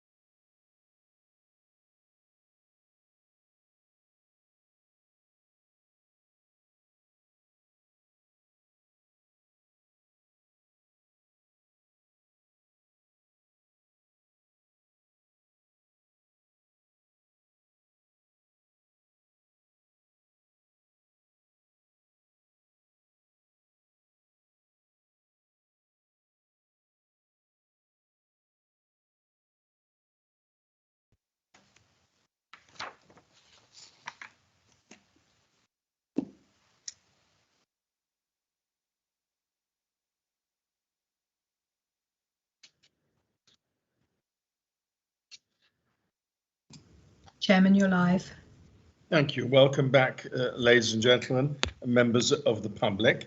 We now come to the summary and members' debate and recommendations, and we will conclude this session no later than 3:20 or possibly earlier if appropriate. Now, my understanding is that the summary is normally provided by Natalie. Am I right, and are you there? That's correct, Lawrence, and I am ready to do that. Good. We're looking forward to hearing your summary. We managed to get through almost all of the 20 questions, which I thought was a bit of an achievement. And I did try, not always successfully, to steer the discussion towards the budget side of things, because I had understood this is really what this exercise is about. And I hope in your summary you will bear that in mind, and we look forward to hearing what you have to say. Well, thank you, Chairman. So I think it's fair to say that the members of the group had a thorough look at the portfolio. As Lawrence has said, you asked numerous questions and you were provided a lot of detail with examples of some of the costs around providing care for some of our most vulnerable children. And I think that the chairman himself talked about costs of a placement at a children's home being £4,000 a week. So clearly, if those costs can be altered in the downward trajectory, that would be something that would be helpful to the budget, because it would release funding for other services and hopefully more children. Just to kick off, I thought it might be helpful to just to touch on a couple of areas that you spoke about. One was the high needs formula, and actually the disadvantage that Hertfordshire currently finds itself at with the historic view that it devolved funding to schools, which is now not playing in our favour. You got insight there from the lead finance officer on that score, and I would have expected that you wouldn't necessarily make a recommendation on this, but it might be something that you commended, that the authority continues to lobby central government for an alteration of that formula, so that that funding can be spent on children in Hertfordshire. You were given an explanation about the Mcr Pathway, about how that works, how it's being piloted, and that data will be shared through the panel. And again, I think that could be noted as something that you would expect that the panel would be picking up on a regular basis, just to say that the outcomes of that programme were achieving what was looked for, because you heard that it's driving down exclusions, knife crime, and reducing children going into care, which clearly each of those has a direct budgetary implication, and particularly children going into care, as you heard, is an enormous benefit if that can be avoided. And that it's too early for hard data, but positive feedback. So those were the two kind of broad areas that I wasn't sure merited recommendation, but might be something that you'd want to reflect on. In common with all the other portfolios that have been scrutinised thus far, staffing was something that exercised this group. Yes. And you heard about the challenges, less about getting the 31 beds in place, but actually making sure that you've got the staffing to support those beds, because clearly this is a particular cohort of young people with very high levels of need, which need a dedicated workforce to work with them in a consistent, ongoing fashion to support that. And you heard from officers about the approach that's being taken to ensure that staffing is in place. I would expect that a question you might have is in terms of budget, because we've heard how expensive placements can be, and using agency is the assurance that staffing will be in place as those beds are opened, because if they're not, that will make an impact on the budget. But the proposal itself, I think you like the sound of, and it sounded well thought through. And then looking at sustainability, which was a question raised around the fleet, and I think this was raised under home to school transport, which clearly there are long journeys requiring, again, specialist vehicles or additional staff to support that young person reaching their educational setting. And you heard from officers that the aspiration is to have more provision locally, so that therefore that would make an immediate impact with journeys being shorter, and that what might be an issue though for the budget is the fleet replacement, in terms of should it be replaced with EV. It does have a higher budgetary cost than the existing fleet, and does that have a knock-on again with the budget? So that might be something to bear in mind. And also the pace of introducing some of the initiatives. You heard that the business case for providing additional beds in county rather than sending children out of county was clearly something that all members are in favour of. However, the pace of introducing those beds has been slowed through COVID. You've heard there's sometimes been issues around planning permission and materials, etc. So again, should those beds not appear in a timely way, does that have an impact on budget going forward? And similarly, quite understandably, foster carers have concerns about their health, particularly as you heard that many foster carers are over 60. They've got their own health issues and concerns about COVID, and so a more cautious approach is understandably being taken, that where a foster carer has a young person in their care, that others are not being placed in that family, just to ensure that the placement doesn't break down, and the carers, the foster carers themselves, are confident that they can provide the level of input that's required. And that's where I would conclude, Chairman. Thank you very much. Then, thank you for that summary, Natalie. And I think the way this thing works now is that this is the opportunity for members to debate and consider any recommendations that we want to bring forward to presumably the meeting on the 1st of February, I suppose. And I've got Steve Jarvis is the first hand I saw. So over to you, Steve, and then Nigel Bell. Okay, I just back to the sustainability issue. I mean, Sandy asked a question about sustainability, and he got an answer in relation to send transport, but not to other aspects. And maybe one of us should have pursued that with a supplementary. But there is some significant investment, for example, in the children looked after placements, and in fact that investment needs to take account of the council's sustainability objectives as well. So where we're investing in new children's homes or in some of the other refurbishment works in the capital programme, we should be suggesting that they should ensure those investments take into account the council's sustainability objectives. Okay, thank you. And Nigel? Yes, Chair. Whether, as it came up and I mentioned it, whether the advice again for children or parents with children with special needs, whether they are getting it needs more widely available and more easily accessible. I know it's on the website, and I know they officers have said that they are doing more on that, but clearly from hearing what John Sloan said, one gets the feeling we need to look into this more and to see whether there's something not quite getting through, and that whether we need to do more on this, on publicising the advice and the help for our special education needs families. So I would like to see something put in on that. John Sloan's going to respond. All right. Well, thank you for that, Nigel. I might be a touch out of date. I mean, I know that a lot of investment has gone in on the website, and there was mention about this helpline. But my experience has been that I think that the county has relied on the schools to inform families about what help is available, and most of them, frankly, don't, because they concentrate on, the SENCO concentrates on doing whatever she or he does in school, and doesn't necessarily think about, well, just what information can be disseminated to families. So there's been this gap, and I think the county see the website as being the bridge, and maybe it is, but maybe one helpline will do. But I believe that there needs to be multiple channels, multiple ways of making contact with families and getting information to them, particularly about, or at least directions to them about where to go and find help. So that's where I'm coming from.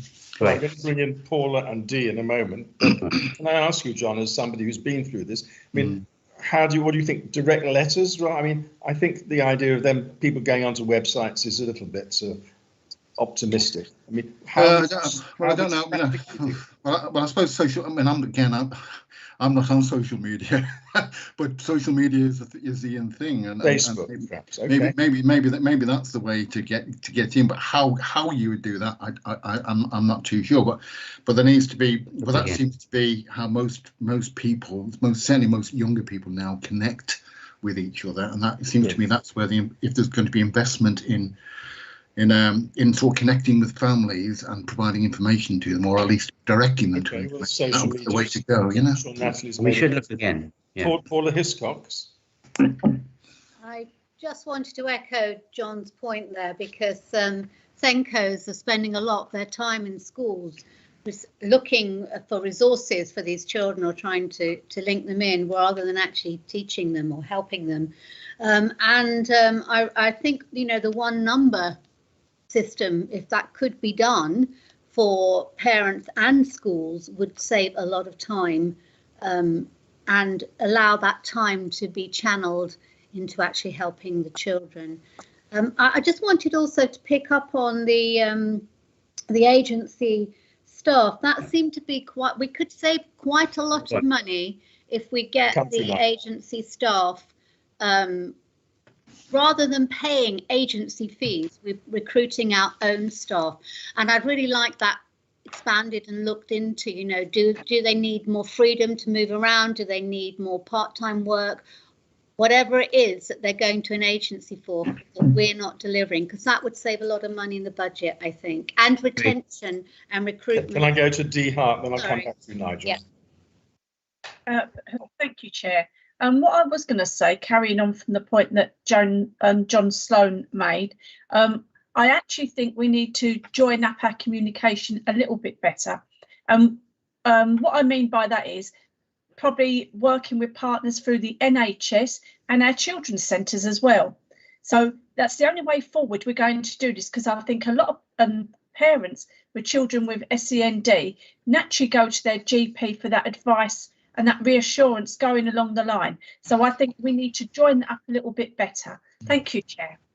Nigel, you wanted to come in? Yeah, agree with what Dee said there, but I wanted to come back and agree also though with Paula, because I had the same thing down here. I was saying we need to look at the agencies. Obviously that came up, and that could we look at, say, some sort of more collaborative work with other authorities? Maybe they're doing that already, but some sort of official collaborative work with other authorities to try and, you know, see how we can solve this or work better on this, because of clearly the issue about the agencies and the costs from that. So some sort of, you know, question around that, or, you know, I would agree with. Right. Further items that we want Natalie to look at. What about this home for transport business? Do you think £6 million in the next few years is a huge uplift, isn't it? I mean, are there ways we can reduce that, do you think? Anyone got any thoughts on that? It's not. Well, it's Peter here. The problem there is that, I mean, there's a SEND junior school in my ward here in Hatfield, and they have children come from Bishop Stortford, you know, sort of the borders with Essex, and it's an hour each way, and they need staff to bring the children as well as the taxi. So in theory, the only real solution would be to have more SEND schools sort of dotted around the county, but then obviously then you're spreading out the staff sort of thinly as well. So it's a very difficult one as to what they can do other than spend the money. So I have thought about this one previously when discussing it with the head of the SEND school, and there is no easy answer, unfortunately. Paula, you got an answer? I just wonder, sometimes parents may be willing to transport children if they can, because they often have adapted cars themselves, but they may not have, you know, if there's financial constraints or time constraints, maybe we could work, the child could come in half an hour earlier, or say the parent go to work or something, and we could financially pay the parent, which would I'm sure will be a lot less, and probably a lot less stressful for the child as well. Just an idea. It's a very good idea, and I was wondering whether, having visited this school last week, whether spaced out throughout the day, do we have to have the same times? If we had school A started at 9 and school B at 10, then perhaps a bus that's taking the pupils for A could then go home and take them to B, and it might be a way of saving money that way. These are all things I think the panel ought to consider. Are there any other areas that we want particularly to recommend? Sandy, you're shaking your head. You don't have any suggestions? No, I wasn't shaking my head. I mean, we've got the things that were mentioned by Natalie at the start. I mean, I think there is a fair number of streams. I totally support Steve in that, and I should have, but it all seemed a bit rushed, the actual questioning. Otherwise, I would have come back and asked more about the sustainability agenda. So I think it's certainly worth having a recommendation round that, because we've just got to get our officers understanding that their feet are at the fire now on this issue, and it's got to become paramount. Electric vehicles being the key, perhaps, yeah? Well, electric vehicles is only one part of it, you know, as we know, there all the care homes and so on, the homes where children live, etc. You know, all of that, you know, there is all sorts of ways that we just need to be gripping the climate change agenda and setting the example as county council. John Sloan. Sorry. I mean, the two key strategic things that struck me were staffing, which we've already touched on, but also the placements in county. Yeah. I mean, that has to happen, really. I mean, we've been talking about it for quite a long time, but it has to happen to actually make a lot of other things fall into place, it seems to me. That's right.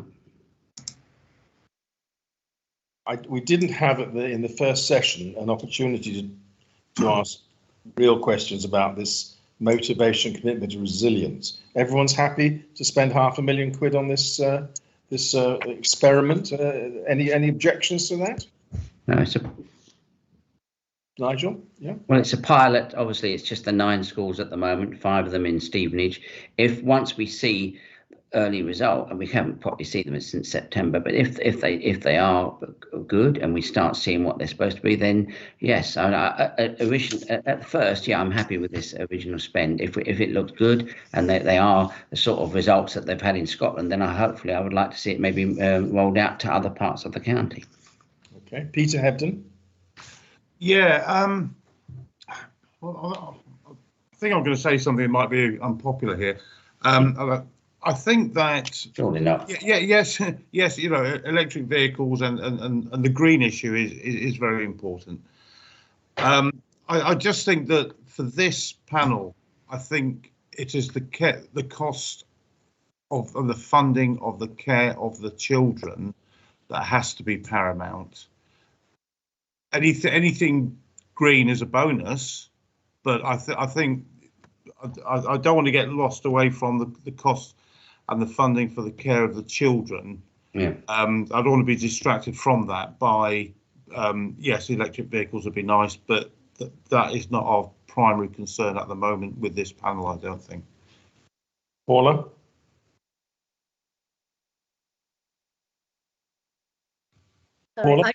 Sorry, I'm just clicking buttons.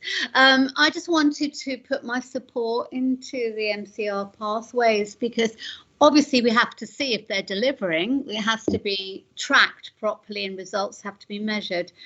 But it's all about prevention, isn't it? And if we can get these children back into education, learning, reading, writing, they will then be able to have jobs, life skills better for their families. You know, it's the real circle. And if it is successful, I would like to see it rolled out. And, you know, it's all about early intervention. Should this go right back down into early years as well? You know, if we can stamp out something, the earlier we can stamp it out and put children on the right track for education, the better.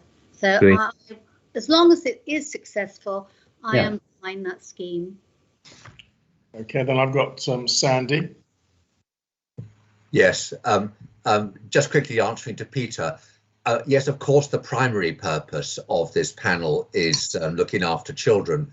But the fact is that the county has an overarching commitment to tackling climate change, which means that it's going to have to address things like vehicles. And the question therefore is the budget which has been presented to us robust in that circumstance? Because if there's an overarching requirement that the county has to meet and which it has set itself, then it's important to know that the budget for this area and the budget for other areas has been set to recognise that there might be higher costs, which is a necessary price of us getting to where we want to get.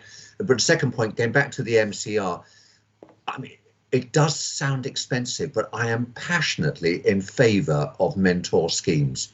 And when I worked in industry, I worked for BT, and BT was massively involved in mentor schemes, and they were hugely successful. And the interesting thing was they were immensely valuable to the mentors as well. I was intrigued to hear that the police were involved, but actually I'd like to hope, and I'm not part of the panel, so I don't know about this, but I'd like to hope that other businesses, GlaxoSmithKline and people like that who are up in Stevenage, I mean, they should be part of this. And there are tremendous rewards for the people who are acting as mentor. And an awful lot of these children will come from family homes quite difficult, where they do not have adult role models and adult examples, and actually mentors can be tremendously important. And actually I think this is just an incredibly interesting experiment, and I'm really interested to hear about it and just it succeeds. That's good. I just wanted, we didn't really get a chance to discuss it earlier. I wanted to hear people's views. I've got Steve Jarvis with a hand up. Yes, I mean, I think touching on both the issues that Sandy did, I think the MCR pathway have potentially enormous benefits for the children. But to come back to the IP, I mean, they also have some potentially significant benefits for the council in that they are consistent with the approach of reducing the need for people to require more complex and more expensive interventions. And I think, you know, from a financial point of view, that's the justification for doing it. In my view, there's a much better justification for doing it in terms of the life outcomes for the children concerned. But I think there is a financial justification. And I have to say, I think there is in terms of the sustainability issues as well. You know, the council is building children's homes that it will plan to use for the long term. The price of heating them by gas is only going to get higher. If we don't build them in a sustainable way, retrofitting them or paying the inflated energy costs is going to hit the council's budget in the future.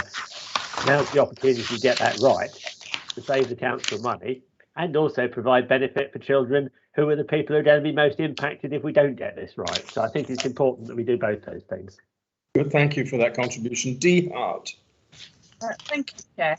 I was going to say that I think the MCR pathway is a very positive thing going forward. I again agree with most speakers that have already said a few words. Fully support it, and I look forward to receiving updates as we go along. Anything that's positive and that can help the children within Hertfordshire, I think is something that we should all get behind and support. Thank you, Chair. Thank you very much. And Peter Hebden.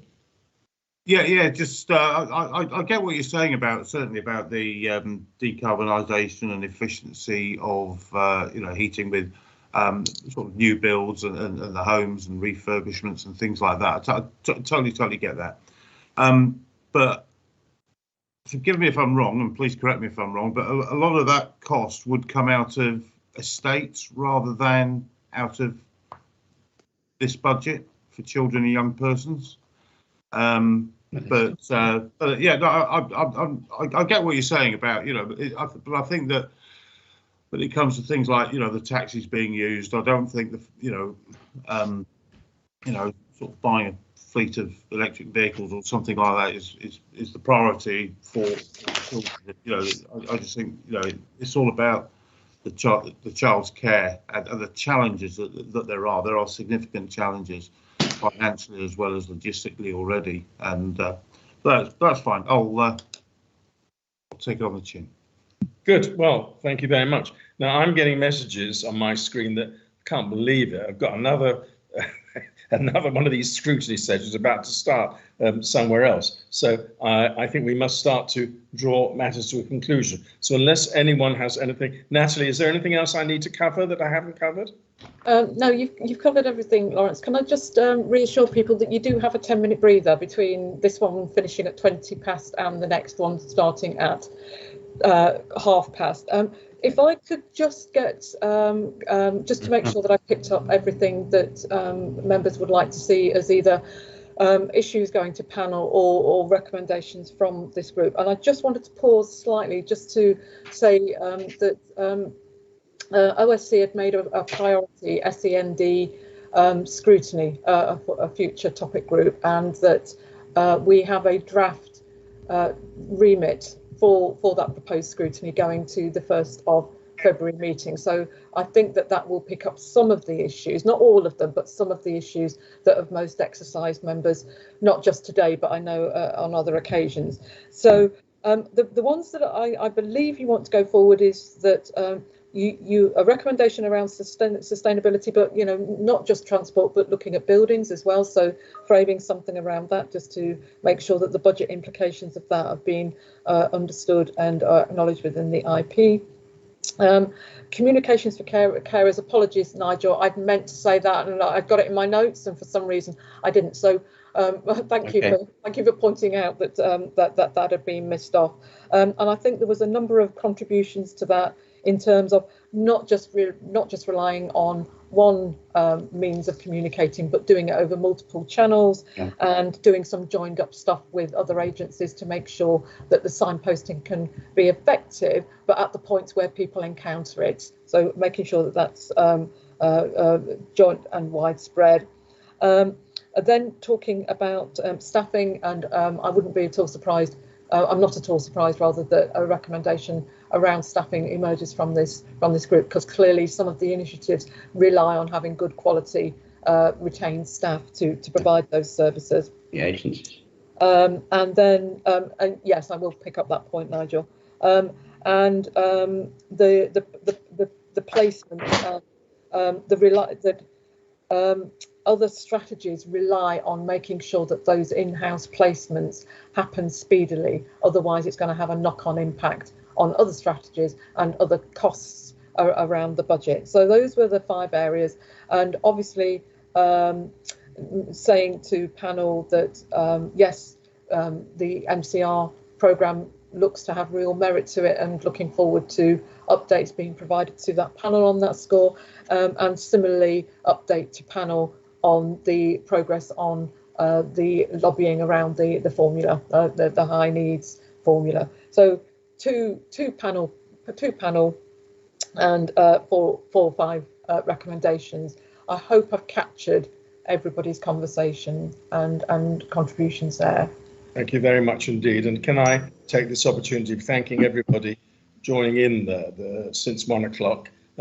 I noticed with interest that Jan Madden, Councillor Madden, made a fuss that she wasn't included and hasn't appeared ever since. I don't know why. I invited her to come on, but never heard from her again. And Councillor Hone, apart from being rather rude to me in the pre-meeting, has made no contribution, but never mind. That's a matter for him. So I will leave everyone to their afternoon, and have a nice afternoon. And thank you very much for your contributions, and good night. Bye-bye.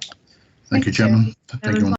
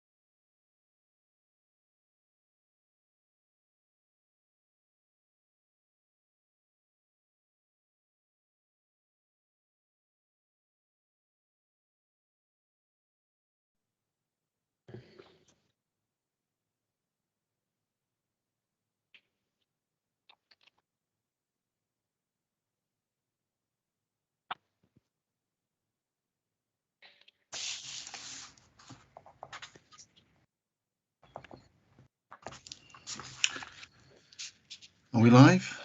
You're live, Chairman. All right, thank you very much. Welcome to the Education Libraries and Lifelong Learning and Localism Portfolio Evidence Gathering Session.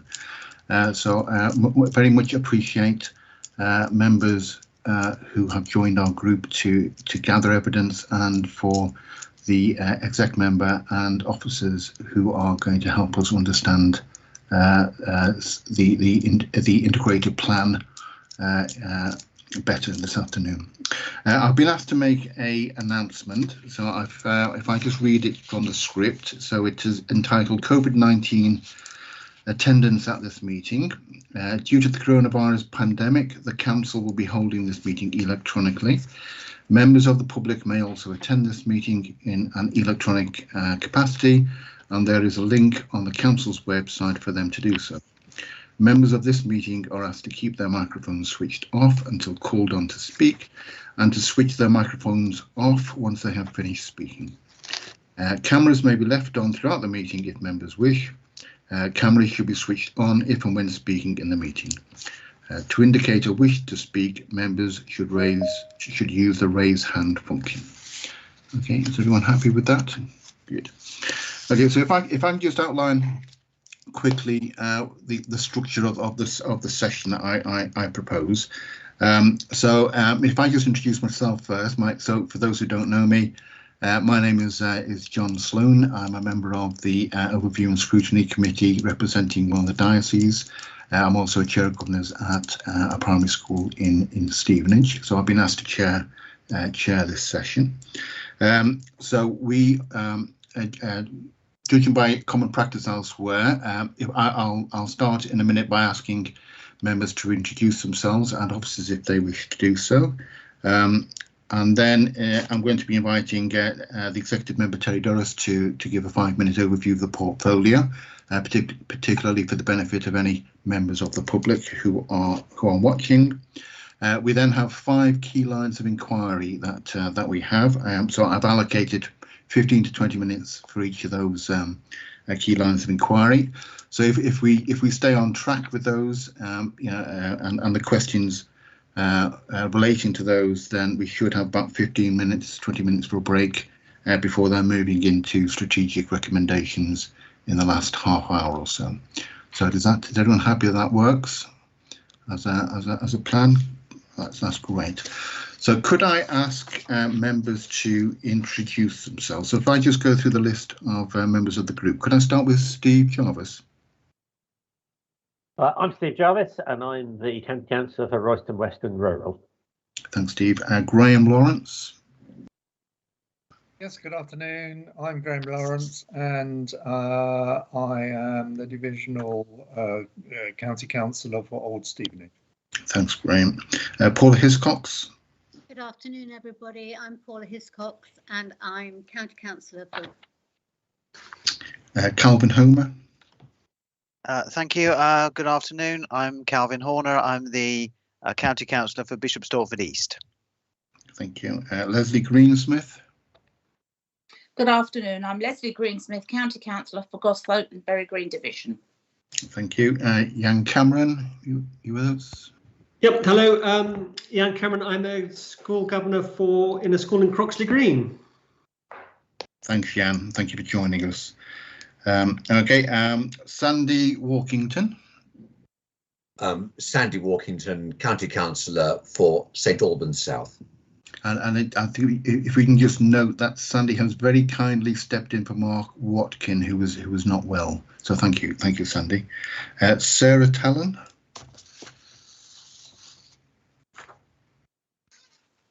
Sarah, not with us. Okay. Judy Billing. Sorry, Sarah Talon, County Councillor for London Coney and St Albans. Thank you, Sarah. Judy Billing. Hello, my name's Judy Billing, and I'm the County Councillor for Hitchin North, and I've just seen 3 county councillors I've never seen before, so that's really exciting. Okay. And Christopher Alley. Hello, my name is Christopher Alley. I'm the County Councillor for South Oxley and Eastbury. Okay, thank you, Christopher. And Cheryl Hunter, who is another parent governor, she is also ill and is not able to join us today. So that is the group Terry, would you like to introduce yourself or any members of your team?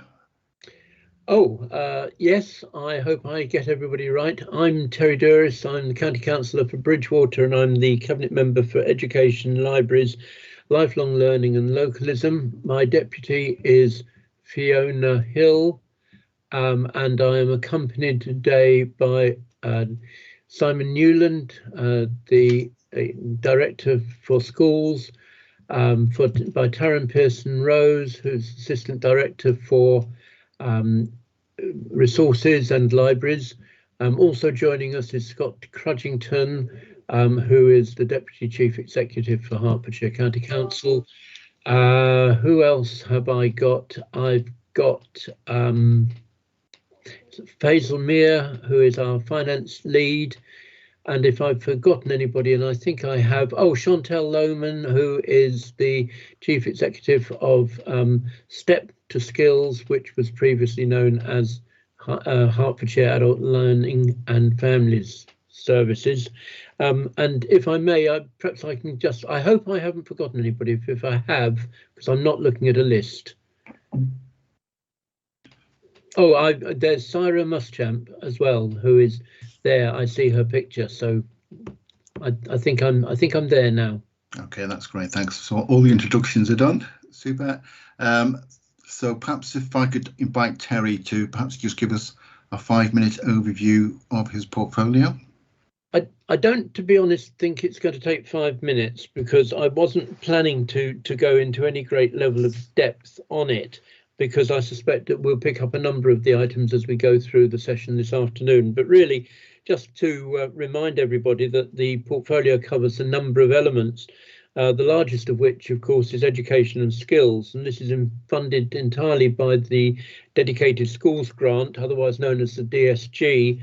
And for 2022-2023 year, that's going to amount to £1.156 billion, which is the largest of all the other budgets within Hertfordshire County Council aggregated together.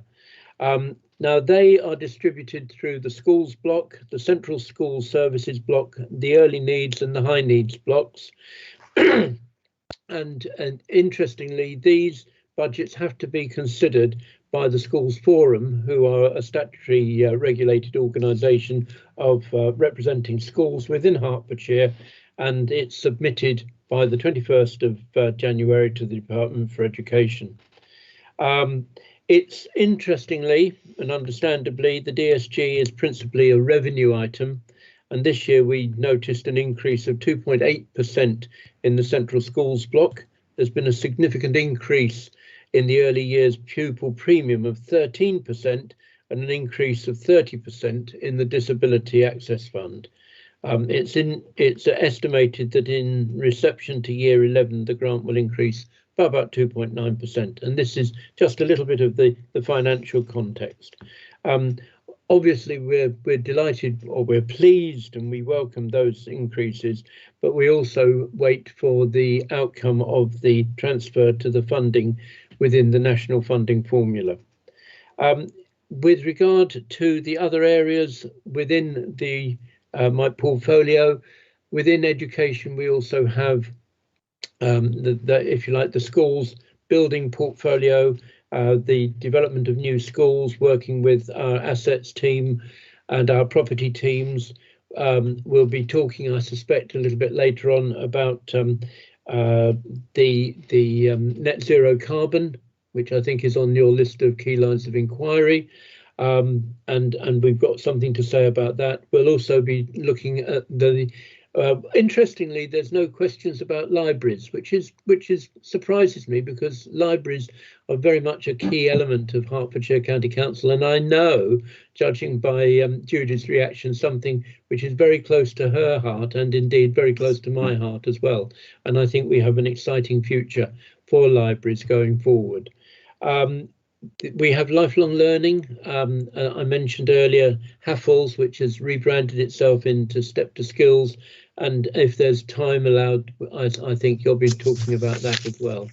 And I think finally, the other element which we mustn't forget is the relationship within my portfolio with the town and parish councils, with the Hertfordshire Association of Town and Parish Councils, and with that wider localism agenda and relationships in general terms with the districts, the boroughs and districts within the county.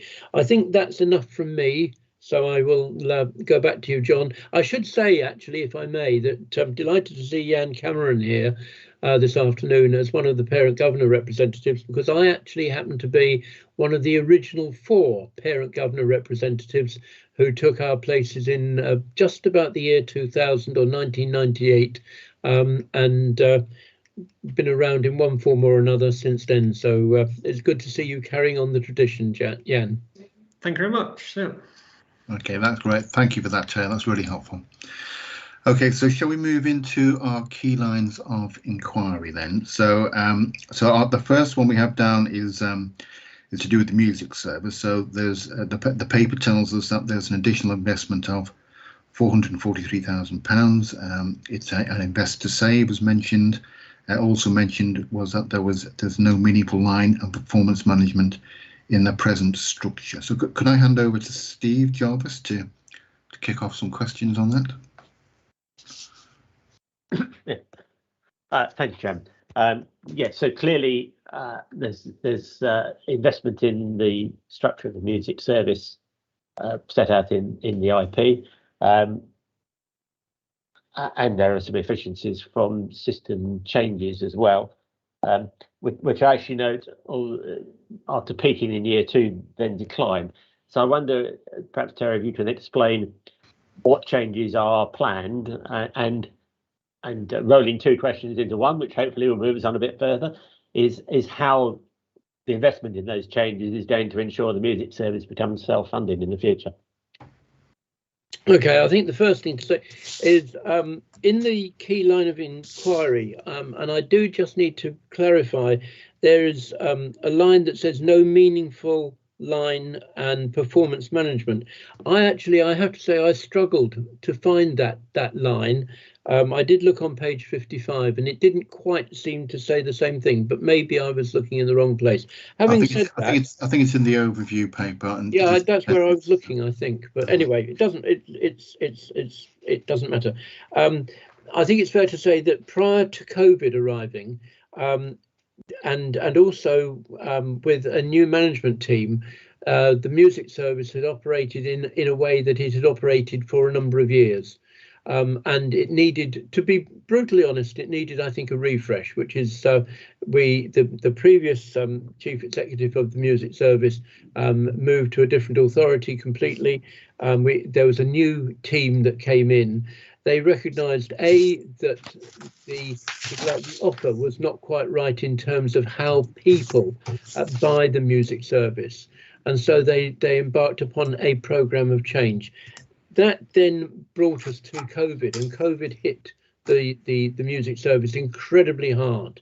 But it was actually an opportunity for them to again look at some of the new models. And one of the things, for example, is that previously you had one management person who was looking after 200 plus teachers, and this was not a good distribution of effort by them. We also dealt directly with schools, a good number of schools, and we were at the behest to some extent of schools, and they moved from dealing directly with schools to moving to talking specifically and directly with the parents and with the customers. And they looking at new forms. The software that they were using was somewhat antiquated.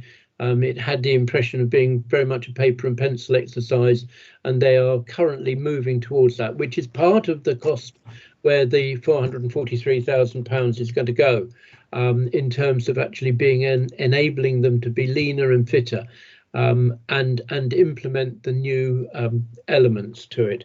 I'm going to at that point stop, because I'm going to let Simon Newland come in, because he may add some other things, but if I may, I'll come back a little bit later. Yes, thank you, Terry. Yeah, I mean, we have been set, as longer standing members will know, on transforming the way the music service operates and looking to move to a charitable model outside of the county. We've been headed in that direction for around 4 years, and the steps towards that have been very much thrown off course by COVID, which, as you'll recognise, and as Terry said, meant that the service really completely closed down about 2 years ago. And much of our effort since then has been directed to dealing with the consequences of that. What we're doing in the reorganisation is moving the way in which staff are, the frontline music teachers are situated, moving from something where there was a structure and a resource for supporting them, but not a resource for what you would call proper performance management, and not a local infrastructure which allowed us to engage as much as we wanted to with schools and the other key stakeholders in the service. So we've looked to restructure and strengthen the management, and that restructuring and strengthening is not just about performance managing individual staff. Managers have far more to do than that, but it's also about improving the strength of our engagement with schools as key stakeholders and as avenues to funding the service. It's worth saying, in case members don't know, that the service, the income of the service historically has been about 10 million a year, and around 5% of that comes from HCC and 95% from external sources. So it's always been absolutely critical to us to make sure that our management structures and support are as low cost as possible. The Invest to Save bid has got various different components in it. One part of it is dealing with the one-off costs of the reorganisation that we're in the process of implementing. So that reorganisation will have no long-term continuing costs, it will have savings, but it will have some one-off implementation costs that this bid is covering. The bid will strengthen the ability of the service to market, which it has to do. It really has to do that in order to get in the income to keep the whole organisation going. And it will enable us to run taster lessons and so on a larger scale than we have before, free lessons, in order to draw pupils back into engagement with the service to deal with the consequences of the dropout that's followed on from COVID. So as I said, at the start of COVID, our engagement with pupils dropped from 100% of what it was before to 0. And we have gradually built that back up to around 70%. But we need to keep that figure moving on upwards to and beyond where we were previously. And we need to get that level of increased demand and increased income to bring the service into break even and eventually enable it to move outside of the council.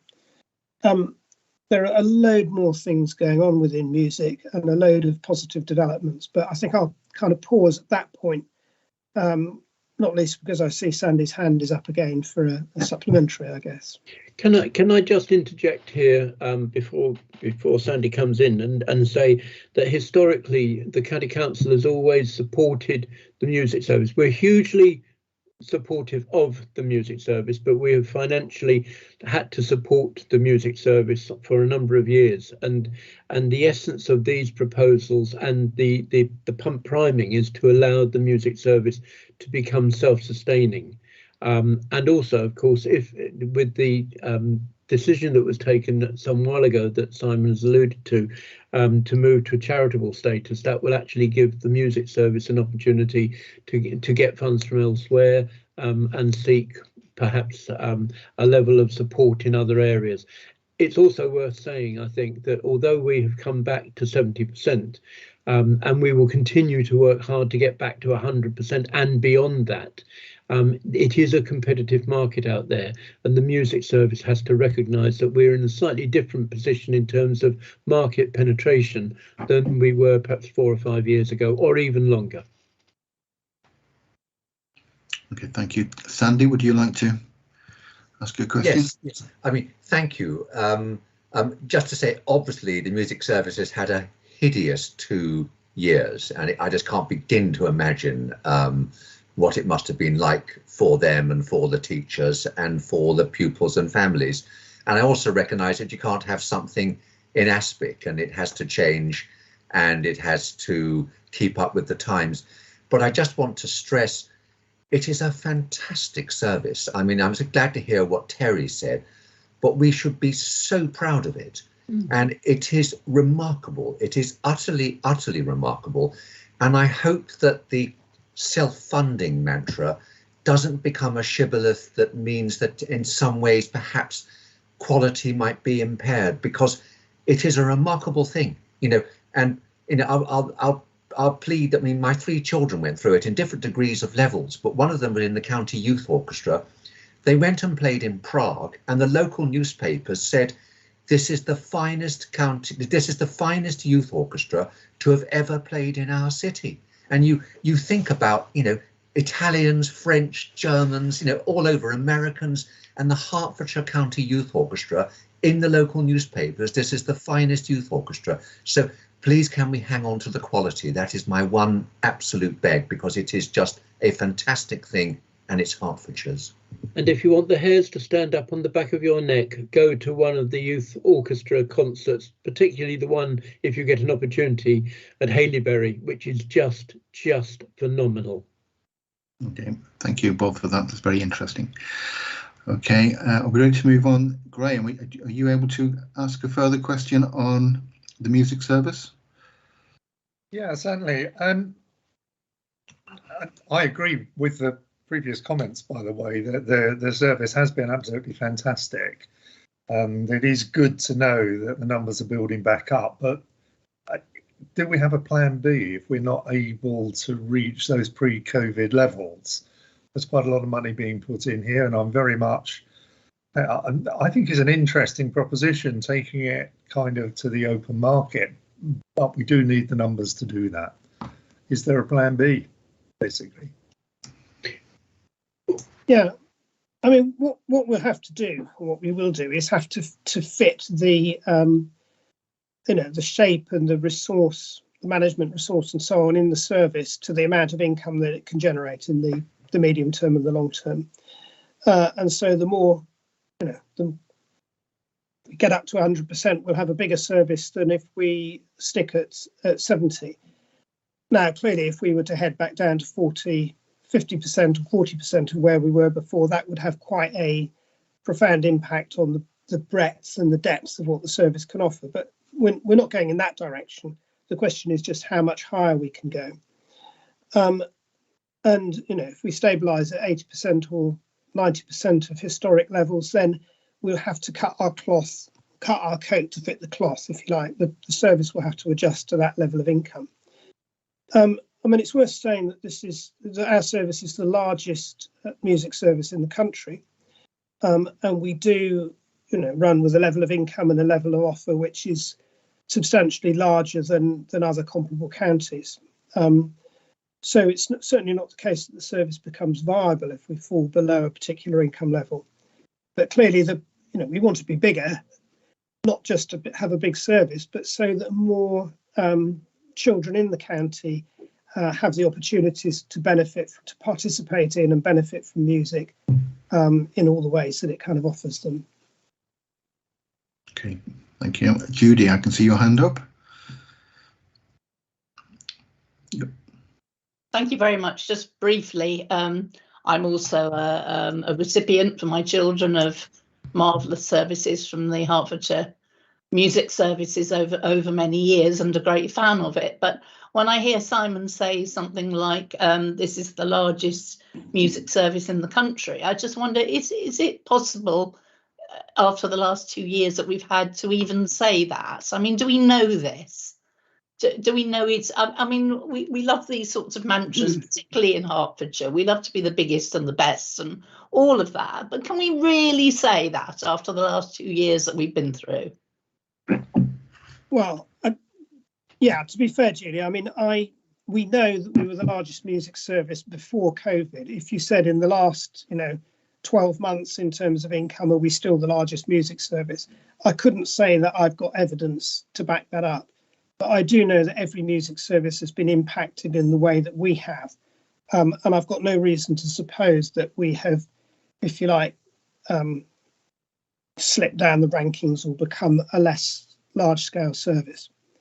But you know, size is not everything. It's quality as well, and it's the breadth of the offer to you know, disadvantaged pupils and all the other people who don't necessarily readily access music. Yeah. And we're focused equally on that. And I suppose I'd add, in response to Sandy, that we do want to keep, we want to preserve those existing kind of essential features of the music service and what it offers. But as the world changes, you know, sometimes we know that you have to change some things in order to keep other essential things the same, and that's what I think we're trying to do. I think the other thing also that we are very aware of, and the last thing that we would want to happen is we want the music service to remain in Hertfordshire. That is the key element. Now, whether it's has charitable status it's still in Hertfordshire. What we don't want is a situation that it is deprived of funding, and that's why we're giving it this opportunity to reorganise itself and regenerate itself and be fit for the 21st century, because the alternative might be that it would have to merge with another music service and, to cut costs or whatever, and that's not what we're about. Okay, so that's essentially Plan B by the sounds of it. But there seems to be some optimism about being able to get numbers back up again. So that's good to hear. Any other questions or comments from anyone on the music service? Paula. I just want to say I'm glad there is a Plan B, because music service is so important. It's not just playing instrument, it's mental health, it's leisure, it's something goes into social side of the adult life and sometimes careers. And our music service is fantastic in this county. So I'm really glad that I think it's really good that we do look at going into a charitable status, because as you say, grants and things will be much more available to them. But I still think we need to do a little bit of wraparound care, or whatever the word is, to make sure that that happens. And as Terry says, we keep it in Hertfordshire. Thank you for that, Paula. Okay, if there's no further questions, then shall we move on to the next key line of inquiry, which is around net zero carbon. So can we ask Calvin to kick off on that? Okay, thank you, Chair. Obviously, the investment, the 3.7 million HEC capital funding that's coming from together with the 6 million, I think it's repairs and maintenance (R&M) that is going into getting net zero carbon, making our schools operationally net zero carbon. It's probably the biggest scheme we have of this sort in the county in this year. So my question really is how is that funding going to be utilised, and how were the schemes prioritised? And if I can also ask to what extent the whole maintained school estate will be net zero carbon in operation as a result of this scheme? I think the first thing to say, Calvin, is that the Hertfordshire County Council has a commitment to deliver against our ambition to be a net zero in our own operations by 2030, and that includes our schools. Now, we've actually got a retrofit programme developed, and that's going to target around about 300 maintained schools, and by maintained schools I mean community, foundation and voluntary controlled schools. Does not include academies, because academies are now directly responsible to the Regional Schools Commissioner and Department for Education. And it will encompass in the first instance a range of different elements, ranging from business as usual, looking at low, medium and high impact building interventions. If you look at I was just looking to remind myself of what air source heat pumps we're looking at doing, and we're looking at putting those into 4 schools. With thermal improvements going forward in 10 schools, medium measures there. 100 schools we're going to be looking at in terms of business as usual, plus some additional items. Those low measures, another 100 schools. So total of 214 schools across the county we're going to be looking at in the first year being 2022 to 2023. So exciting times and a lot of work to be done. We've been very fortunate that we've had money. We've bid for money from Salix, and I have to declare an interest because one of the schools in my particular division, and nothing to do with me, well, it was everything to do with me and nothing to do with me, was the highest recipient of nearly £750,000 for new window walling and PV on the roof and so on and so forth. So a lot of work, LED light fittings, a whole range of different things, and simple things like resetting heating control clocks, adjusting the set points. All of these things are doable as part of the business as usual. I hope that gives an initial flavour, but again, if you want slightly more specific information, I'm going to turn to Simon if you wish. But that I hope has whetted your appetite to some extent. But I think what I would say is that over the next 8 years, we are committed to delivering these additional works, and that's what the money is going for. Okay, thank you. Paula, did you want to come in with an additional question? I just wanted to say, and that's really good news, Terry, you know, that it says here that maintained schools are the largest part of the council's carbon emissions, and we've got to be carbon neutral by 2030. And you know that these schools, a lot of the schools were built post-war, sort of 1960s, 1970s. I've been through quite a few of them, and I'm talking about leaking carbon or needing carbon to heat. Is there a possibility it might be better value to actually pull some of them down and start again rather than fixing them with cavity walls and new windows, etc.? Just a question. Thank you. The sheer cost of downing a complete school, in terms not only in terms of the rebuild cost, but also the disruption cost and the temporary accommodation cost, I think is not going to be feasible. But we do have some projects underway at the present time. St Mary's and Leavesden Green, they are going to have their gas heating systems replaced with air source heat pumps. And we are looking, don't forget, we've got our very first net zero carbon school, which is about to be built in Buntingford. It's the first school. That's our first school. The Valley School, which is being rebuilt in Stevenage, that's going to be net zero carbon school. All our new builds are going to be net zero carbon. We have committed to that.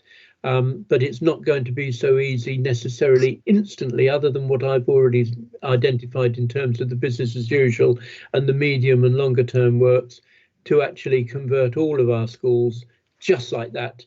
And we certainly can't knock them down, because the cost of building a new school, even a new primary school, a 2-form primary school, is something in the order of £7 to £8.5 million.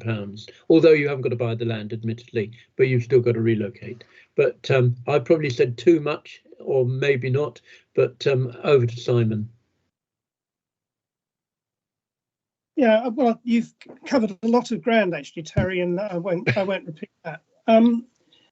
Just a couple of additional comments. I mean, I think we all recognise the significance of schools in the in terms of environmental sustainability, and that I think it's more than half of HCC's operational emissions are in the school sector. So what we do here is fundamental, and it's not just carbon emissions from heating. It's the way in which schools interact with parents and their local communities and pupils around the sustainability message or agenda, what they do with their catering, what they do with their waste. So we've got a whole programme of activity of engagement with schools about those changes which are needed to enable us to live in a sustainable environment in the future. In terms of a narrow question about how do we prioritise schools, then what we're trying to do at the moment, and that's partly why repairs and maintenance funding flows into this, is to identify those schools where we need to change the gas boilers, the existing fossil fuel-based heating systems, and try to replace those with net zero carbon systems, because you can see that we wouldn't want to be spending a lot of money on putting a gas boiler in next year in the expectation that it would be having to come back out again and be replaced by something else, before the end of its life. So we're looking to align our net zero investment with the building requirements as boilers fail and heating systems come up to the ends of their lives. We have got a structure, if you like, or an outline of how we would address the move of all our community schools to net zero. And this 3.7 million is part of the 10 million, which enables us to do part of the first phase of that. The principal issue, of course, is that it's colossally expensive, this change programme, and that's why we're on the lookout for government funding. But hopefully that will come forward. And we are primarily responsible for our community schools and our voluntary controlled schools, but we are seeking to enable the diocese and academies to join us on this journey. But of course, they have to seek their own sources of funding and resource and plan their own activities. Okay, thank you, Simon. Any other questions or comments? Calvin.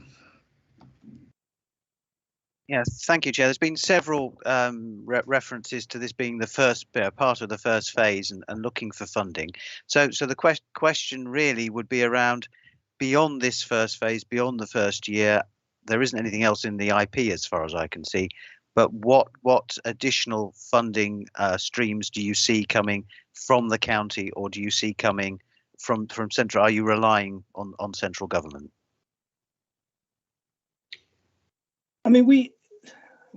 The very first set of things that we did, and Terry's referred to some of those projects, were substantially funded from the public sector decarbonisation programme, PSDS, which is run by an organisation called Salix.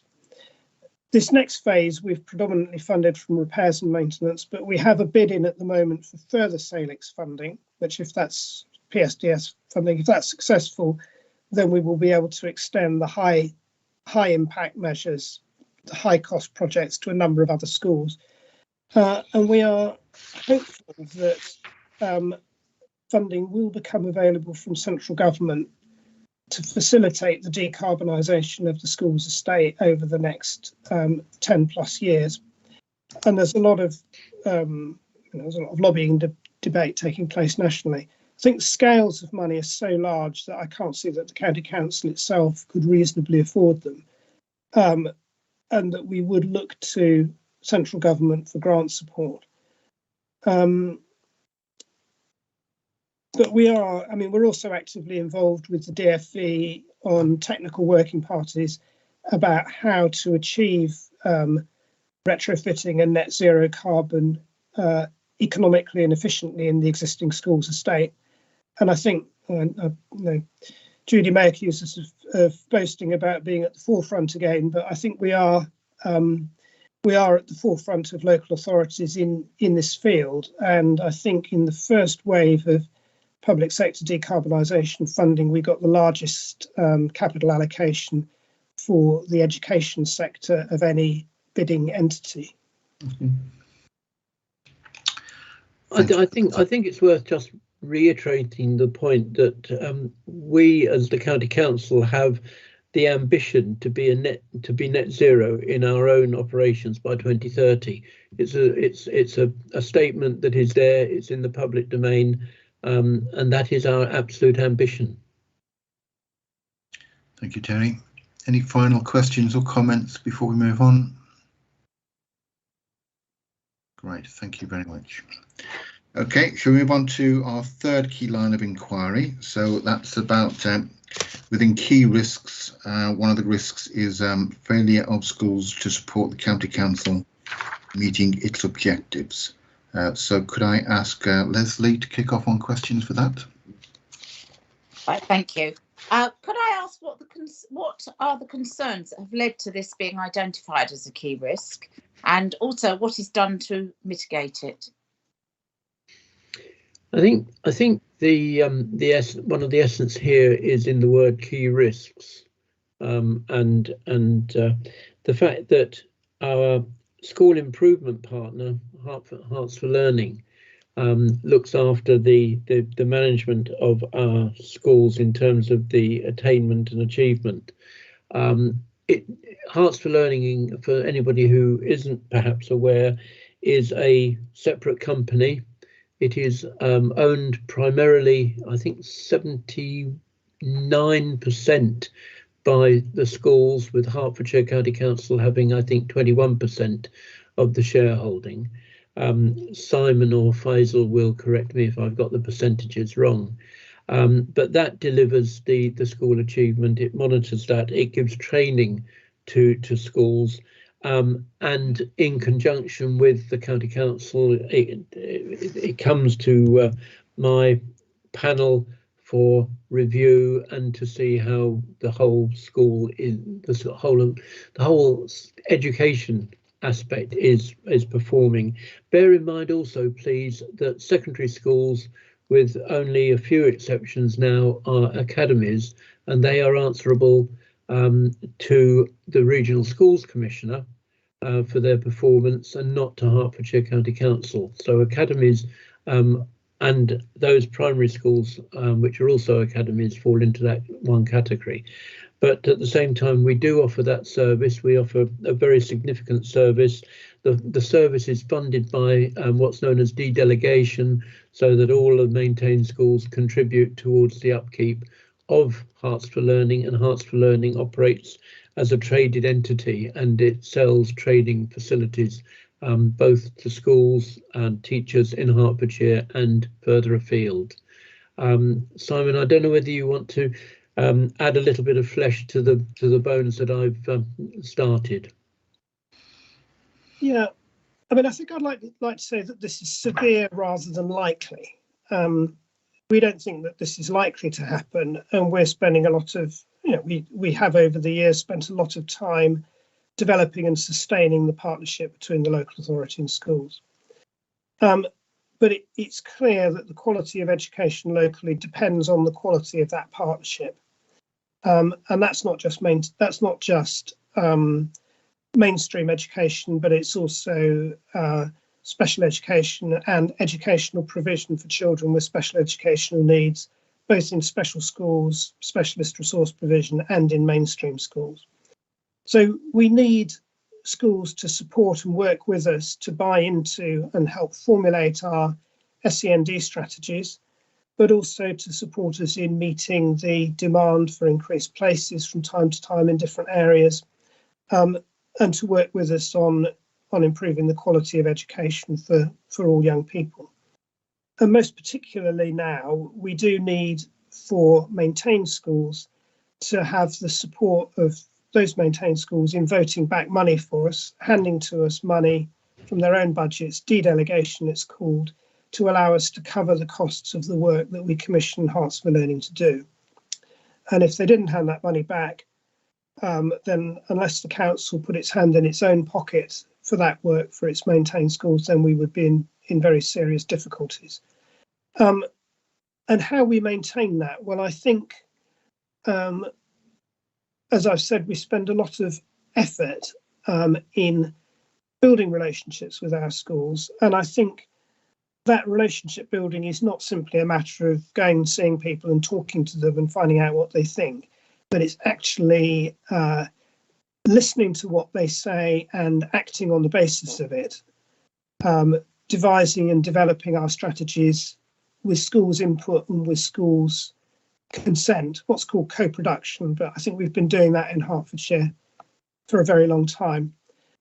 And the arenas in which this takes place includes the schools associations, HASH for secondary schools, PHF for primary, special schools equivalent, but it also includes the schools forum. And those of you who've been members of or attended schools forum, and I know there's a number of members, councillors in this meeting who have been, you'll know the significance of that as a partnership forum, and that the county council has always adopted an approach towards schools and schools forum of accepting, giving very great weight to the views expressed there, allowing schools to determine many matters beyond the narrow requirements of law in terms of funding formula and so on. So effectively working with a genuine partnership rather than regarding that forum as a rubber stamp. So, collaboration between us and schools is essential. It's something that I believe many people over many years have contributed to the strong local system that we've got, and long may it continue. Okay, thank you. Can I just ask something else? Just ask, what is the risk of more and more schools becoming academies? Because then they're out of the loop, from what I understand you've just said. I don't know. I don't think I'd describe them as out of the loop. I think the nature of our relationship with them will be different. With maintained schools, we've got a much closer and more direct relationship with head teachers and governing bodies, and we resource and support them when they face difficulties in terms of standards and other matters in a way that we don't with academies. So I think certainly in the secondary sector, for the most part, our relationships with academies remain very strong, and in many ways it's just the same whether a school's an academy or maintained. But the nature is a bit different, and the depth of the relationship is certainly different in some cases, and it's something where we have to work even harder on maintaining this close contact than we do with maintained schools. Okay, thank you. Judy, you wanted a supplementary? Yes, it's staying with Leslie's theme actually about academisation, and thank you for giving me this opportunity. There was a moment sort of 3, 4, 5 years ago maybe, where as soon as a primary school got into trouble, the answer seemed to be academise it. And I've seen cases where that has led to improvement and other cases where it hasn't. But I've not heard much of that going on of late. Now, I don't know whether that's to do with COVID and nobody's rushing about academising things, or whether there is actually some sort of decline in the great takeover of our primary schools, as well as having lost most of the secondary ones. I just wondered if you could comment on that and whether there is any financial implication of that for us moving forward. Yeah, I mean, I think. Thank you. What's happened during the pandemic has been there was for a long time Ofsted inspections were paused, and that meant that the flow of schools that were required to become academies as a result of being inadequate slowed to zero. So one source of conversion ended, and by and large there are a few schools which elect to become academies other than when they're forced to. That's carrying on at a low level. And there are also sets of special circumstances where schools choose to join multi-academy trusts. And the most substantial one of that within the county is Roman Catholic voluntary aided schools. So there's a considerable flow of Roman Catholic VA schools into the Catholic diocesan MAT and other academy-based Catholic organisations. And I think that's going to be one of probably the largest generator of conversions to academy status in the next couple of years. But of course, we do have a white paper, an education white paper promised for this spring, and that white paper will clearly be making some statements about the government's view on the direction of travel towards universal academisation. And government policy continues to be that that is the ultimate destination, but we just aren't getting there very fast. What we're unsure about is what gloss or what new impetus will be given to that process in that coming white paper. That's going to be a big issue for this year. Can I just add, if I may, that, and obviously I can't speak for Hearts for Learning, but we do have representation from Hertfordshire County Council on the board of directors of Hearts for Learning, and I do know that they actually offer a traded service, as they do for our own maintained schools, but the traded service extends to other schools, academies, and indeed even other local authorities if they wish to take up the opportunity and the involvement. So there is the opportunity for the traded arm to potentially develop, but we do, as I say, engage with academies where appropriate and where they want to buy in. And the services that we provide or are provided by HFL are very good. I do like the idea that you have to convert to Catholicism and then you convert to being an academy. What a weird notion. Thank you very much, Chair. Yes, reluctantly. Jan, do you have anything that you'd like to ask?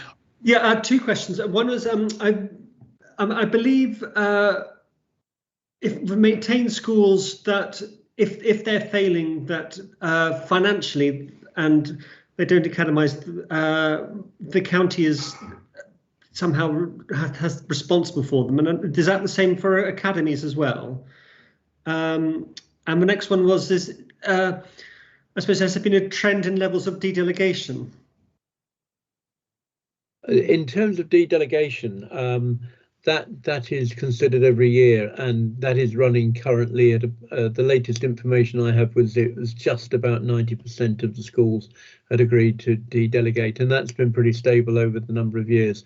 Faisal will correct me, but my understanding is that whilst a school is a maintained school, the responsibility for any deficits falls to the local authority. And indeed, if a school were to be converting into an academy, the local authority would have to come to an arrangement with the receiving academy or multi-academy trust and the DFE to cover the cost of the deficit at that time. But perhaps Faisal might be able to clarify or confirm. I'm not sure he's on the call actually, Terry, but is he not? I don't think he is, but I can quite comfortably deal with that. Yeah, we are responsible for ultimately for the financial position of maintained schools, and we will in certain circumstances withdraw financial delegation and intervene in schools where they run into a serious absolute deficit problem. But within the academies sector, clearly we're not responsible for the financial position of academies, and the responsibility for that rests with an arm of the Education, Schools and Funding Agency, the ESFA, and that's not related to the RSC. It's another and a different arm of the DFE, and they monitor the financial position of academies if they believe that difficulties are arising. Then there's a whole series of interventions that they run. They will issue financial notices of different sorts and then effectively take over the budget management of the schools. So if an academy is in financial difficulties, I think it's the management of it is probably more onerous on that trust and that school than it is for a local authority school. It's certainly not the case that, in either case, the sort of sponsoring authority is not involved. Okay, great. And it's a link to the maintained schools. Presumably, you monitor their income and their expenditure, and you have a watch list. Yeah, well, we track. Yeah, we track the schools which are in current deficit, and we're involved with all the schools that are in absolute deficit. So if you have an in-year deficit, we're aware of it.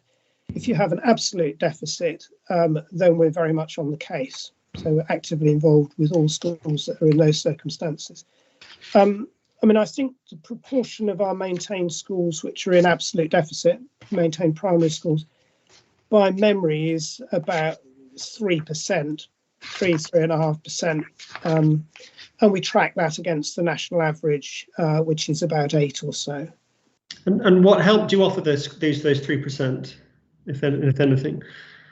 Well, we commission Hearts for Learning to provide a what's called a schools resource management advisor review. So either a 1-day, 2-day or 5-day budget review process is undertaken where the consultant, if you like, looks in detail at the school's budget, prepares a report which sets out the ratio of expenditure on staff to the total budget and how that compares with national benchmarks, looks at the distribution of salaries of staff, pupil-teacher ratios, contact times, and all the other different metrics that we use for assessing school performance. So that review process takes place, and that's intended to help schools get towards break even.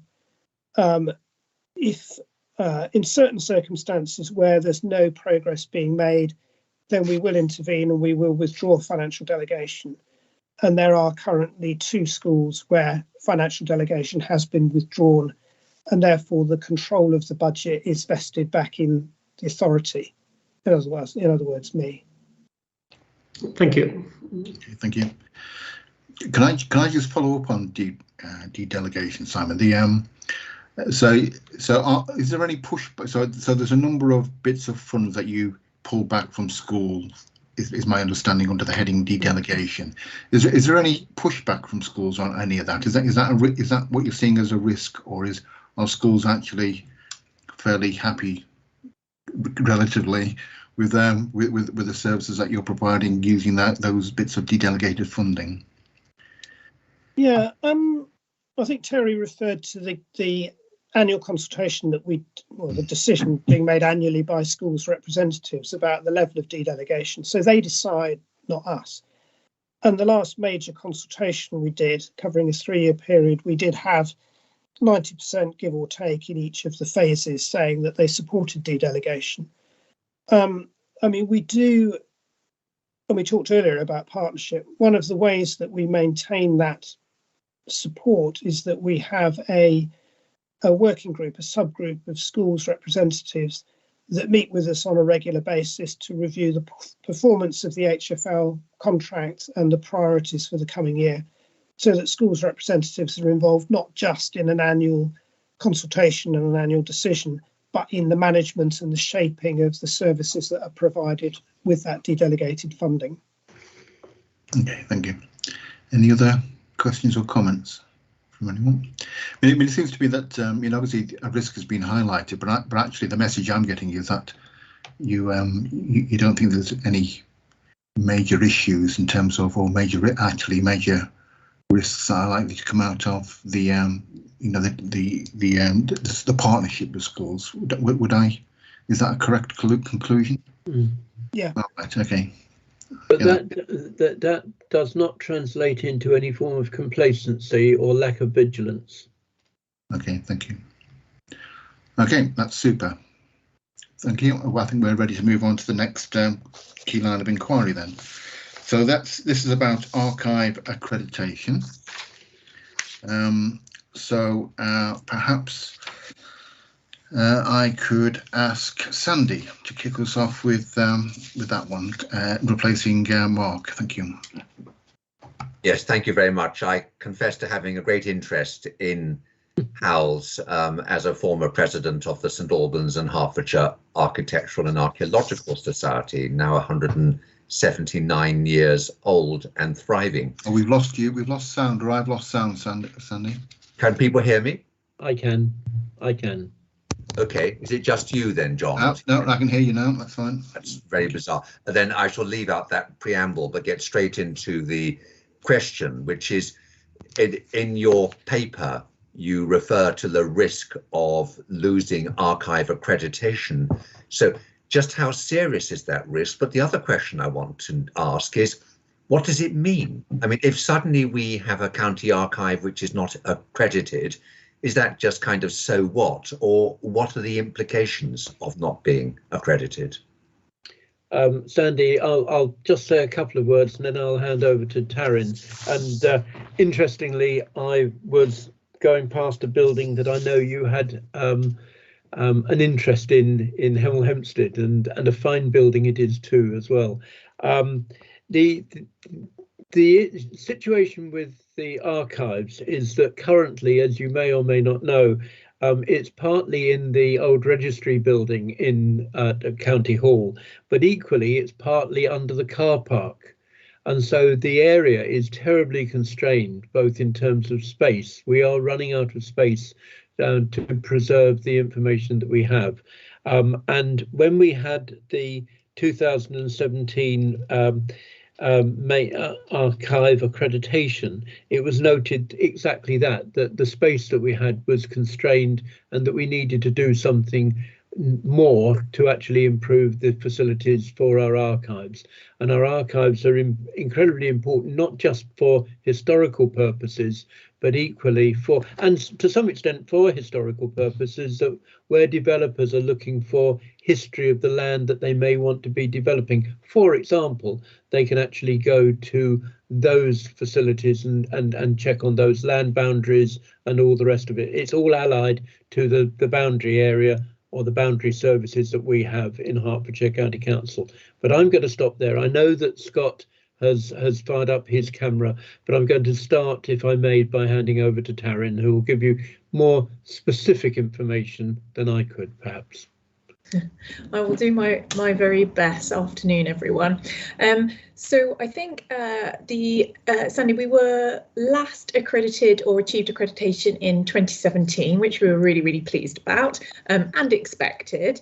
But obviously out of that accreditation, as with all sort of accreditation, it very much looks at how services are responding to challenges, how they're modernising, how they're taking advantage of opportunities, their ability to actually sort of do their core functions as well. And one of the things that the panel, accreditation panel, picked up was some of the issues that Terry's talked a little bit about in terms of the premises that we have at the moment in terms of archives and particularly the storage.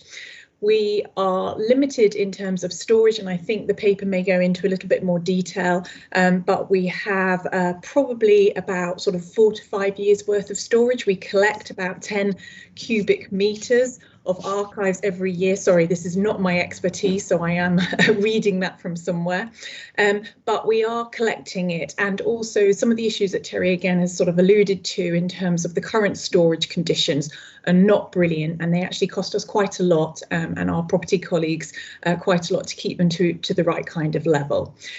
So in terms of keeping that accreditation, I think it's very, very important for us that we not only have a plan of action in terms of our storage moving forward, but we can actually see that some firm, significant steps in delivering that. I don't think we necessarily have to have it completely boxed off, because I think Archives Accreditation Panel will be, very reasonable around kind of recognising that any kind of new storage or dealing with storage issues actually are not something that can be done overnight. But I think we absolutely have to have some clear plans in place, which we are working on and are not too far away from.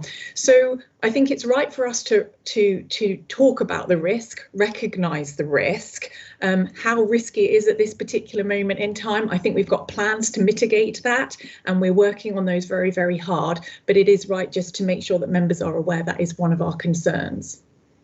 Now, you see, you've not answered my question, I think, which is actually, what does it mean to be accredited? Does it matter? I've got a filing system here at home. It works perfectly well. I won't say it's accredited, and my wife rolls her eyeballs, but it works. So, what is the, I mean, are there sort of, say, historic documents that we wouldn't be allowed to store if we weren't? Just could you explain to everybody here and the audience, what does it mean not to be accredited? Yes, okay, sorry about that. So in terms of being accredited, we would lose our place of deposit status. So it is a status that we hold so that we can actually collect and hold significant records of the county, and we would not be able to do that.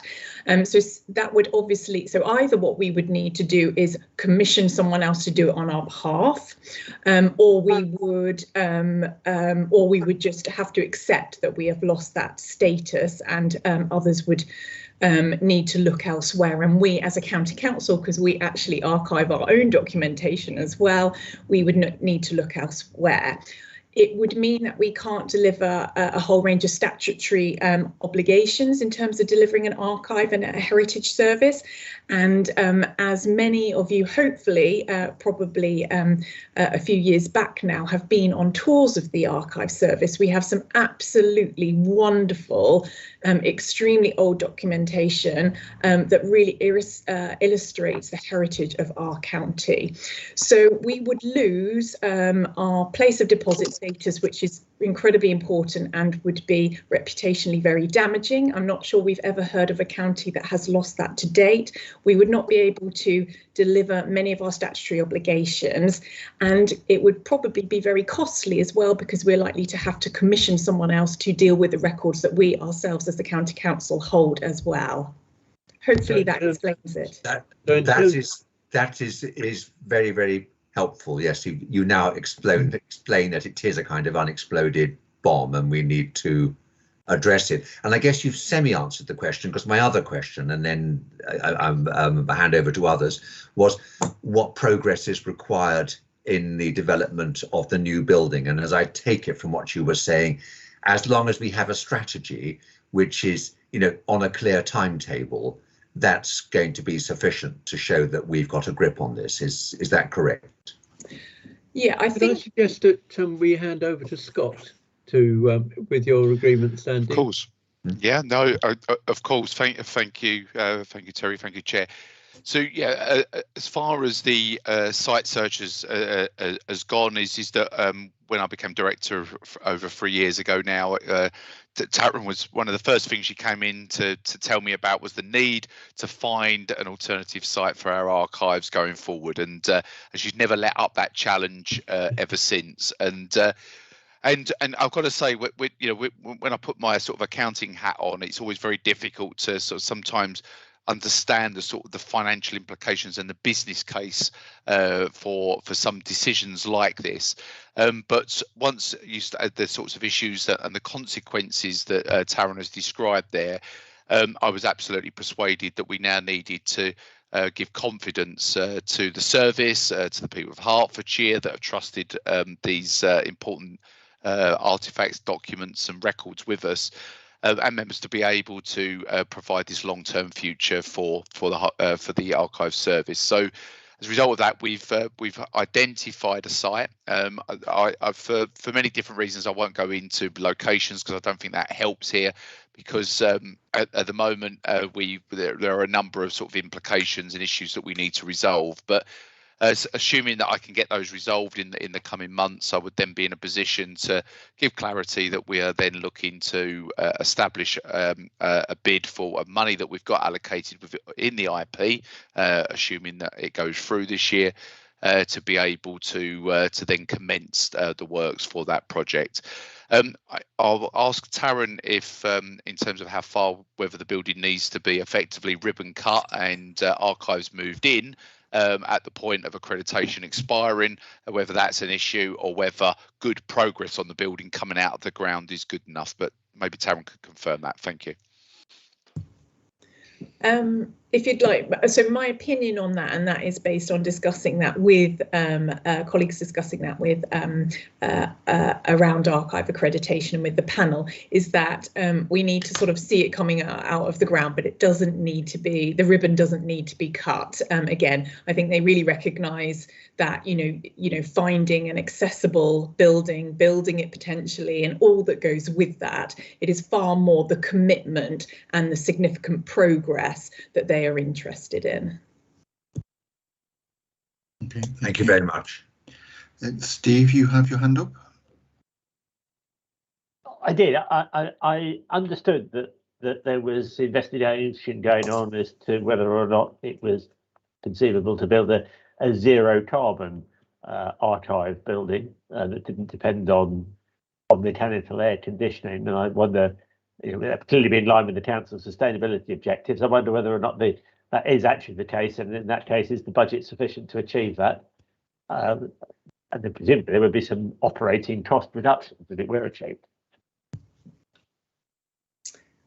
Would you like me to answer that? So yes, at the moment we're looking for a passive house designed building, which is exactly, and I'm not an expert in this area, but exactly as you described, Steve, very much looking at the building in terms of developing it. So we have to do as little as we can in terms of heating or cooling down from a mechanical perspective, particularly the storage area, potentially some of the public areas, not so much. So that is still our hope and our expectation. We have done a feasibility study for a building along those lines, or particularly exactly along those lines. What we just need to do is obviously make sure that the site and the budget that we have. So I think it all wraps into that broader business case, but the expectation and the hope is to do that. Okay, I mean, I guess the particular issue from an IT point of view is whether or not the budget is big enough to achieve that objective. And I think you're saying you don't know yet. I think what I'm saying is when we put the original budget in a couple of years ago, it was based on that feasibility study. Okay. Right. We are hoping to get some National Lottery, Heritage Lottery funding as well alongside that. But obviously that was a couple of years ago. And so we need to refresh that feasibility study and link that into the broader business case in terms of the site. So I'm not trying to be evasive. It was 2 years ago when we put that original bid in. Okay, understood. Thanks. Okay, thank you. Yeah, I think it's worth making the point, if I may, that a number of the services, Taryn has made reference to the services that we provide by virtue of being accredited and providing services to external bodies. And a good number of those are actually on a traded basis. So if we were to lose the accreditation, heaven forbid, we would actually be losing money. And so if you like, you could argue that this is an investor save as well as a positive step forward. Okay, thank you. Sandy, was there anything else that you wanted to pick up on your questions? You're happy you got the answers you were after? I am happy. I mean, the next one, if it is down to me, is digital archiving. And I think Sarah's going to. I think Sarah's going to pick that one up. Fine. Then I am content. And Steve has asked a very interesting question and had the very interesting answer about a passive house archive, which sounds an exceedingly interesting concept. Thank you for that. Sarah, are you happy to take on the next question? Yes, I am. Thank you, Chair. Noticing what you were saying, Karen, about the fact that the county is working on a new plan of action for storage. And as has been alluded to, the first of my questions is asking whether any digital archiving is being considered to minimise space requirements. I'm going to swiftly hand that to Taryn. Who may swiftly hand it to somebody else. You would think so, wouldn't you? But unfortunately, it's not quite as easy as that. So the archives that we have at the moment, so there's two types of archives. There are archives that are physical documents, and then more recently, over the last few years, we got born digital records. Now, the born digital records quite clearly will be not taking up huge amounts of space, given that they are already digital. But the other physical documents that we have, whilst we are digitising them, and we often make decisions around digitising them on their popularity, their condition, that kind of thing, so that in the public being able to see digitised copies, they're not necessarily needing to handle the original, and we can look after the original much easier. but we still have to keep that original document. So what we might be able to do is put it at the back of the archive, because the digital record is what we will give to the public. But what we won't be able to do is actually to dispose of that record. So digitising records don't necessarily mean that we get more storage space back. What they actually mean is that we can protect documents and make them far, far more accessible to members of the public. However, given that more and more documents now are born digital, we will slowly but surely start to see a tipping point. I think there will always be some documents that will be sort of hard copy, as it were, but we will start to see more of the newer documents that are kept in that digital and not need to keep a physical copy of that. Hopefully I've explained that as well as I can. Well, if you haven't, especially for new members or newer members, if you haven't had an opportunity to visit the archives, I would strongly urge you to do so. And I would also put out an offer that if you like to contact me or Taryn, we will organise a visit for you. And that also extends obviously to Jan and to John as well.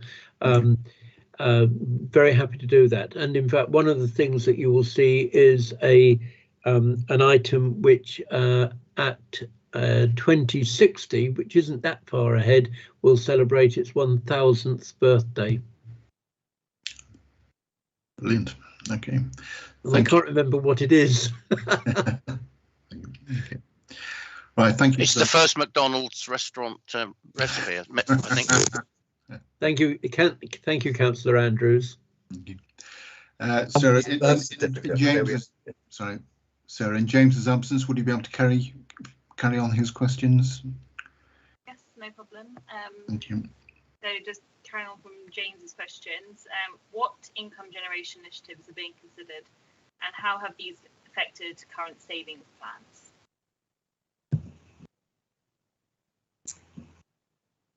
Terry, did you? We have an annual review of the fees and charges for the archives, and as I mentioned earlier, we provide a number of facilities and services. We've got a facility for providing a full range of copying and research facilities for people who can't actually come to the archive centre. Our team will operate or provide that and do the research for them. So there's a whole range of facilities that we currently operate. We try and keep our prices and our charges realistic, but at the same time we do recognise that we're doing this as a trading operation. So it's right that we should look at them every year and regularly. One of the beauties of when we move into the new building will be that we will be able to expand that facility and make it much more of a heritage facility, that we can encourage people to come along, and I would imagine potentially, I don't know, that there may be some sort of visitor shop or something like that that would create some additional revenue and income generation. But that's broadly what we do. It probably sounds quite dry in a sense, but it's exciting when you actually go there and see what people are dealing with, and you can actually look at the maps and so on and so forth. And people may actually buy a copy of a map for a birthday present or a social event or something like that. But at the same time, as I mentioned earlier, you will have organisations who will particularly want to have something either for some historical research or some future project as well. So there are it's a long way round of saying there are funding opportunities and revenue opportunities within the service currently and in the future. Thank you very much. Thank you for that, Terry. Thank you for that, Taryn. Any other questions from anyone? Comments? That's great. Okay, thank you very much. I think we're ready now to move on to our final key line of inquiry. So, adults with learning difficulties and disabilities in the context of adult skills and lifelong learning. So there was mention in the paper that a disproportionate number of adults with learning difficulties and disabilities had lost their employment during the pandemic. So could I ask Judy to kick off with some questions on this? Thank you. You absolutely can, John, but as you know, I'm not likely to start where you want me to start. First of all, I'd like to reply to Terry's comment right at the beginning about us not having focused a key line of inquiry about libraries. And because he threw it out as a bit of a challenge, I just wanted to come back and say that actually, I thought at this moment it probably wasn't the best time for it, because we've been going down a road with our libraries that I wasn't crazy about, but I wasn't making a big noise about either. And now we're not going down that road where we've retracted into doing it ourselves. So I didn't think this was a good moment to start challenging about libraries when we're actually still sorting ourselves out about what direction we're going in. So that's the answer to that. Then, of course, you know that you and I had a small spat before this meeting about the fact that this group about education isn't allowed to discuss children with special educational needs and disabilities, which I find utterly extraordinary. But we are allowed to talk about adults with learning difficulties and disabilities on this education panel. So obviously I would take that opportunity anyway. And the question is, what's being done to help those adults with learning difficulties and disabilities back into employment or education or the most meaningful ways of living and the most satisfying ways of living possible? What are we actually doing? Chantal Lohman has a huge knowledge of Step to Skills. I'm just going to introduce it, if you like, if I may, by saying that the concept of Step to Skills was to focus also on the skills agenda for people who may have some disadvantages, and to bring them into the jobs market. And that's one of the reasons why when it was HAFLS, it sat within, very clearly sat within adult care services. It's funded from a number of sources, not specifically within Hertfordshire, but it's funded from a number of other funding pockets. But the skills agenda has brought it into this particular portfolio. So I'm actually going to stop, because Chantal is the absolute expert on this, and she'll be able to answer your question. I will say. Sorry? So Chantal, what are we doing? Right, there you go, Chantal. Good afternoon, everyone. So yes, our service has been in existence for quite a while, but we've moved from adult care panel to this panel. So that's probably why some of you have not heard very much about us yet. We've had for a number of years now two elements to the work that we do. One which is specifically about education and upskilling adults with, we call them adults with barriers to learning. So anybody who does not engage easily with mainstream learning, whether it's colleges or university, and need help. So we've got some funding that comes directly from the Department of Education or the ESFA, as was mentioned before.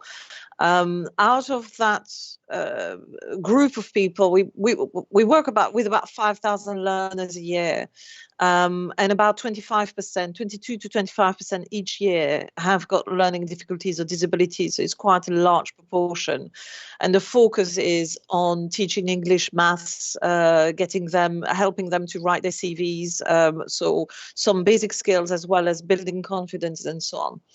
On the other hand, more recently, in the past 5 or 6 years now, we have also been looking at sourcing additional funding to target adults with barrier to employment and support those into work. And you may have heard about our Building Better Opportunities project, or BBO project as it's known, funded by the National Lottery and European Social Fund, that's been running for 5 years now. 60 to 65% of people we engage with have got learning difficulties or disabilities. The key aim of that project is to get them closer to the job markets. And that may mean, again, getting them back into education, getting them into volunteering or some meaningful volunteering opportunities, or hopefully in paid employment.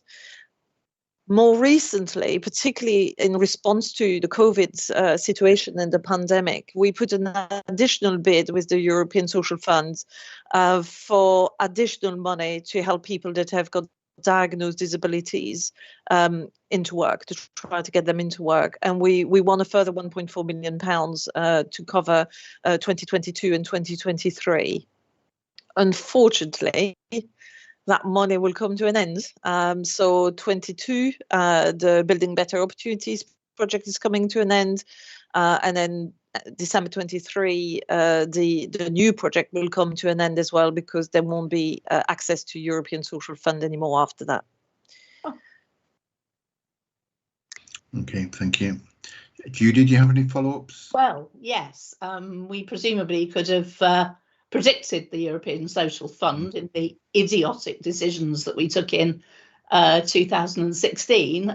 So what are we, in order to stay in the forefront of everything that Hertfordshire likes to be, what are we doing about that funding gap, rather than it, sorry, I'm not being hostile towards you, I'm just being hostile to the world today, rather than just saying this comes to an end? Yeah, no, so the central government has announced that there will be a replacement to the European Social Fund. You may have heard of the UK Shared Prosperity Fund.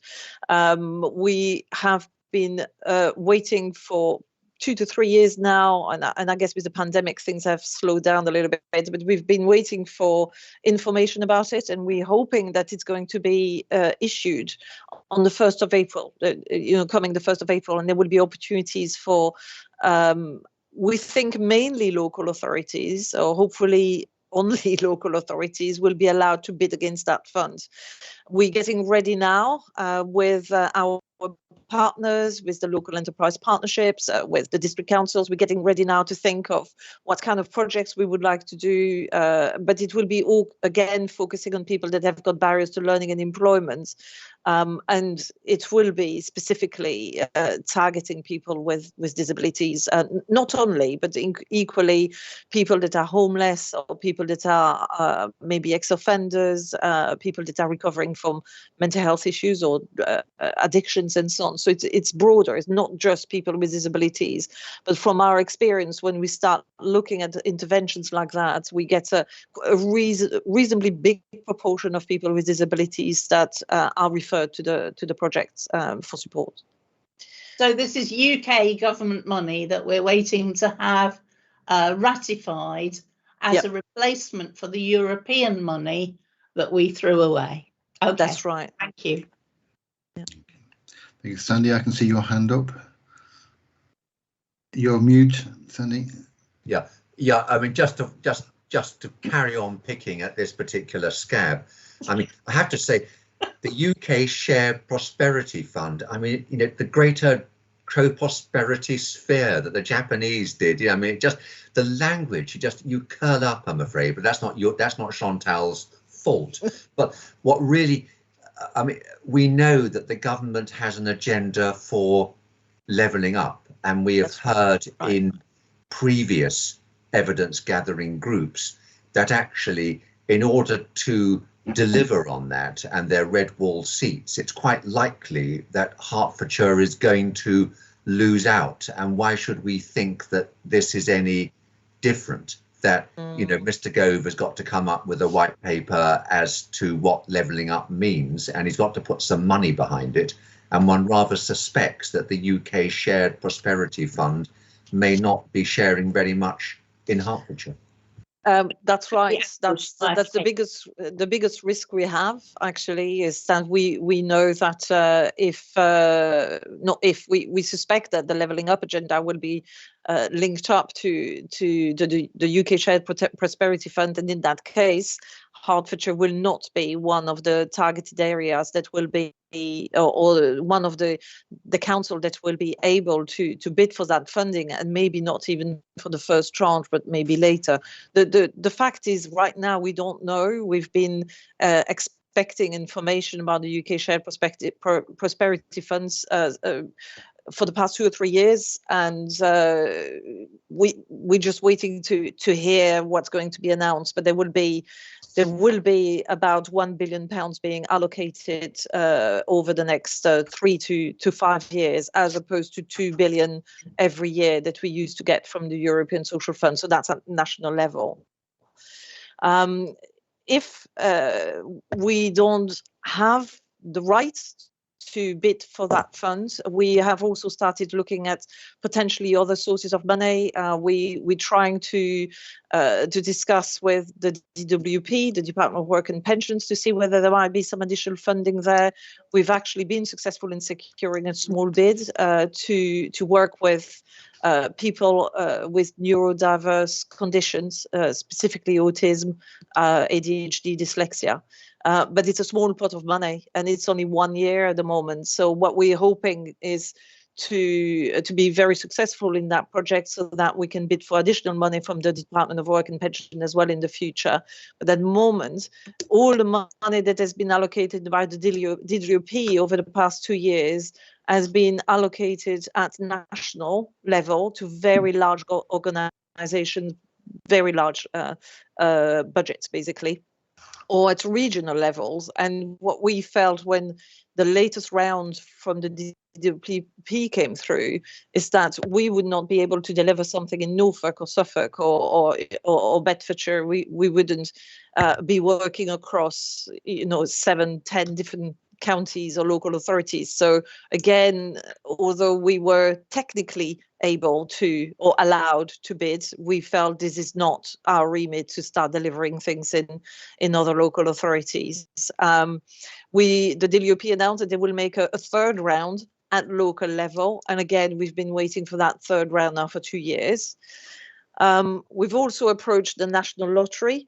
We're waiting to hear back whether the National Lottery is going to be allocating some funding.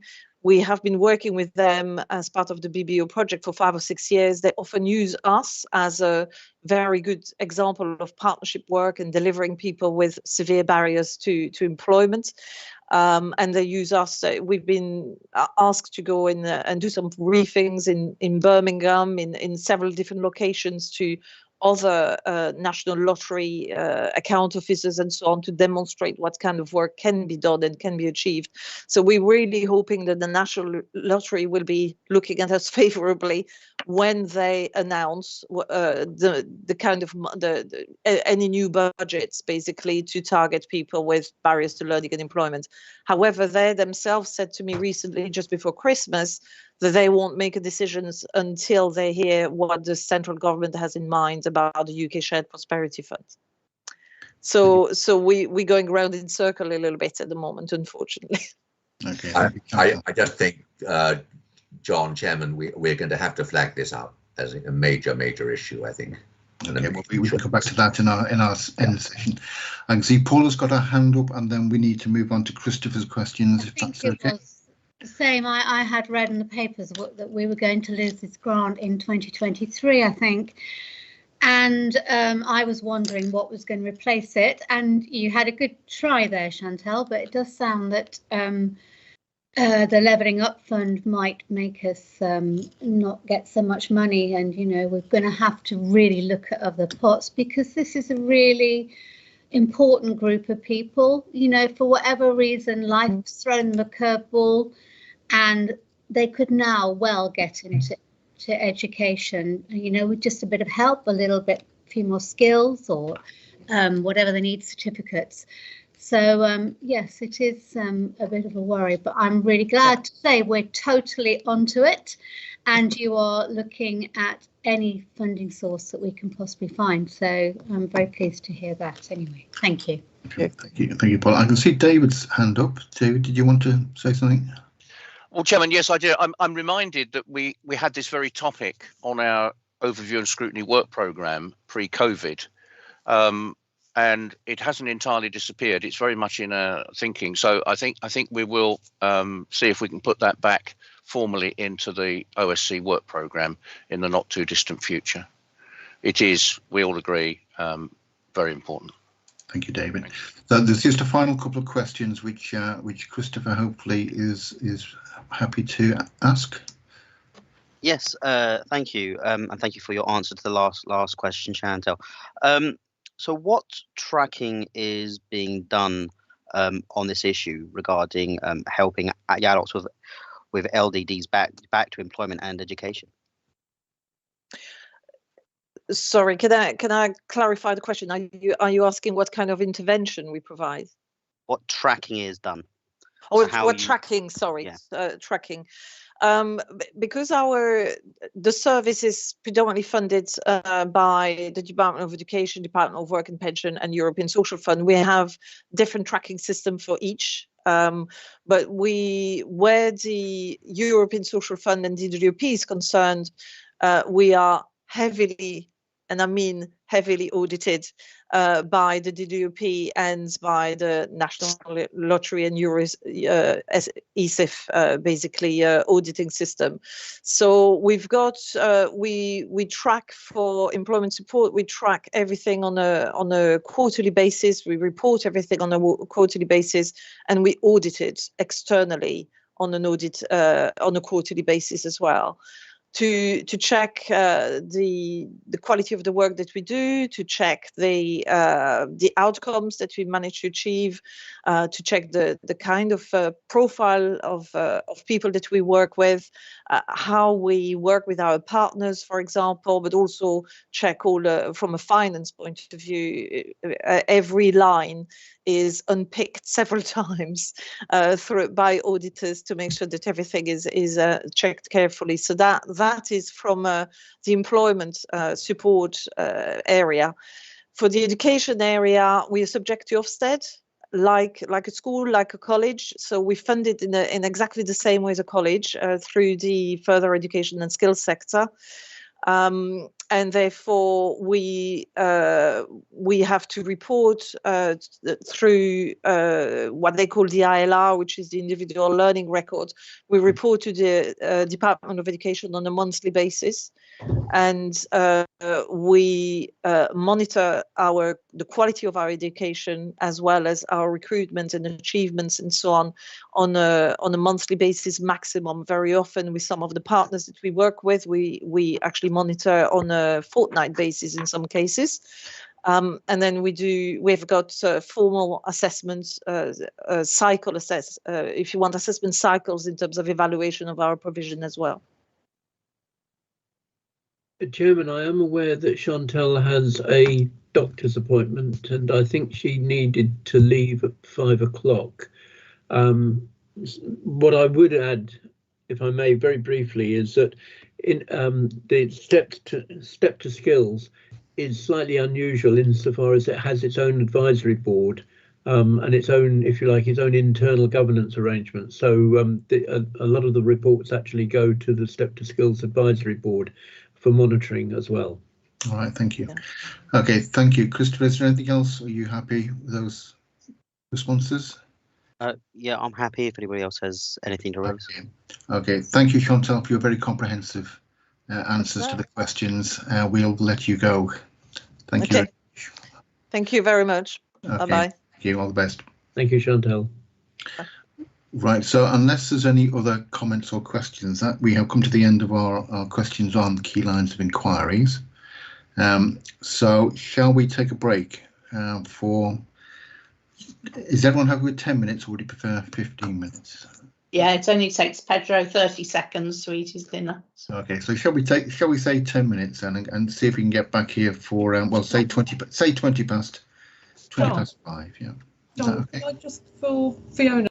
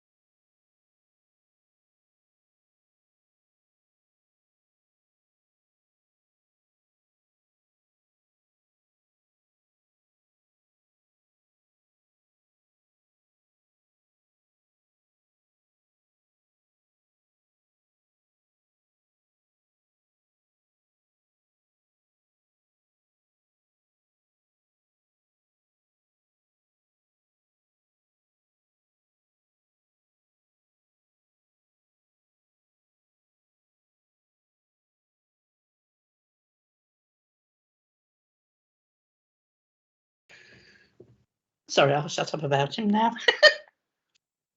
John, can you confirm what the Raw arrangement start. would be on the first? Oh, so are we live? You're live, Chairman. We're live now. Thank you.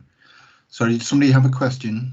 Yes, it's Jan here. Just to say, confirming the arrangements at the end of the meeting about what happens next. I think we will meet on the first. But Yeah. So, well, perhaps if Jan, what we're going to do now, I think, is Natalie's going to just describe some of the key issues that she's picked up from the conversation so far and debate so far. Then we'll go into deciding recommendations to take forward to the OSC. So perhaps again we can invite Natalie to just remind us how what the process is following today's evidence gathering session. Thank you. Thanks. Thanks, Chairman. It's actually me rather than Natalie. Oh, Fiona. Okay, welcome. But I'll be doing the same thing. So yeah. So the process is that I'll just outline now, a summary and where I think your recommendations might be coming, and then hand it over to the members of this group to decide and discuss and agree your recommendations. Once those have been agreed, I'll write them up and pass them in writing to the chairman, who can just confirm that's all fine, and then we will pass them to Overview and Scrutiny Committee, who are meeting on the 1st of February, and they will ratify the recommendations formally. And that's just a bit of formality, because this evidence gathering meeting, in order to hold it virtually, it's not part of a formal meeting, but there's not going to be any discussion of it. No one else will be able to change your recommendations. That it's just they'll be formally ratified. And then all those recommendations from across the board, from all of them, these groups, will go to Cabinet. They'll be reported to Cabinet at their next meeting, and they'll also go on to Council. So the Cabinet member who will be here, and Terry will be able to sort of give a short comment or a short response after you've agreed your recommendations today, but then a full formal response at Cabinet after they've kind of gone through that formal process. Does that cover it? I think so. Thank you very much. Okay, so I'll just go on to the summary, and so you covered an awful lot in this session, and obviously because it's a portfolio that has a number of strands to it, a lot of really wide-ranging areas. So one of the areas that I think you talked about quite thoroughly is the you picked out one of those key risks around failure of schools to support the county council in meeting its objectives, and I think that you received a lot of really reassuring response around that, and it just kind of highlighted the point that although the risk may be severe, it's not likely. And so in reality, due to the good relationships that the council has with schools, that it was, after you investigated it, I think that there wasn't, that was a reassuring answer, and I think that doesn't probably need any further recommendation. And one of the other things I wanted to point out, and I think would be worth passing on in note to the Overview and Scrutiny Committee, although not a recommendation, was that the group welcomed the investment and the plans to transform the music service, and from your group there was a lot of appreciation for that service and the importance of it for children in Hertfordshire. So I think that was worth noting. So other things that would be worth reporting to OSC, but they're not budget related, not strictly related to the budget scrutiny, are number one, an update to the ELLL Cabinet panel re-academisation after the government white paper is published in spring. And I mean, I know that's very likely to be in the plan for that Cabinet panel anyway, but I think it's just worth reporting that on to Overview and Scrutiny Committee, so it can be noted through this process as well. And also that so with the discussion around schools moving towards all being net zero by 2030, it became evident that the funding is secured for that first phase, but there seemed like there's some uncertainties or risk around the funding for later phases, and the move towards all schools being net zero by 2030, because that will need such significant funding that will need to come from central government, but it's not been announced or confirmed yet at this stage. So I think just a note for an update to panel at the appropriate point in time, when there is an update about funding regarding that next phase of funding, might be worth putting in. And also there was a lot of discussion, and I'll come back to it in a minute with a suggestion around adults with barriers to learning, and providing the programs and projects to support them. So previously, before COVID, the Overview and Scrutiny Committee did have a topic group to focus on that. Specifically, it was focusing on adults with learning disabilities and barriers to learning, barriers to working and employment. And then that basically, COVID happened. We kind of reprioritized some of the members did, and that item sort of slipped further down the list. So I think my suggestion would be to put to Overview and Scrutiny Committee that they reinstate that topic group on, and prioritise it on their scrutiny work programme. But I know some work was done to prepare for it a couple of years ago, but I think it will need to take a kind of refreshed look now, because the changes in funding are impact it so much. Also, just to note that members have been offered, officers have committed to offering a tour of the archives for members and OSC governor reps to better understand that part of this portfolio, which would be worth noting as well. So when it comes to recommendations, there were two areas I thought you felt like you might be looking towards a recommendation. So one of them was regarding the archives, and this move towards this new passive house designed building. So the discussion was about whether whether the budget, what's in the budget is enough to achieve the objective. So, and it was noted that the budget, what's in there is based on a feasibility study that took place a couple of years ago and now needs to be refreshed.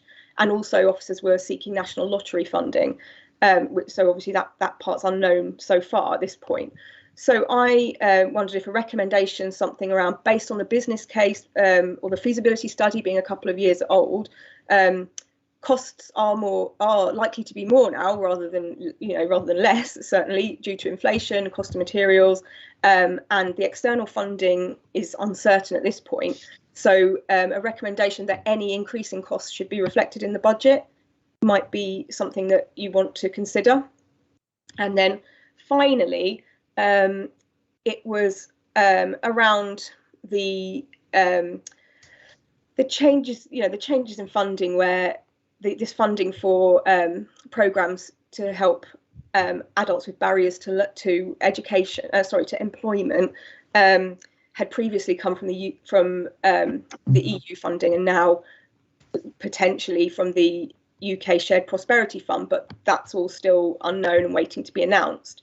And obviously there's a risk that with the levelling up agenda that Hertfordshire may not receive the kind of levels of funding it had before for this kind of work. And it was noted that officers are very, very proactively looking at all possible funding sources, but at this stage, nothing is confirmed.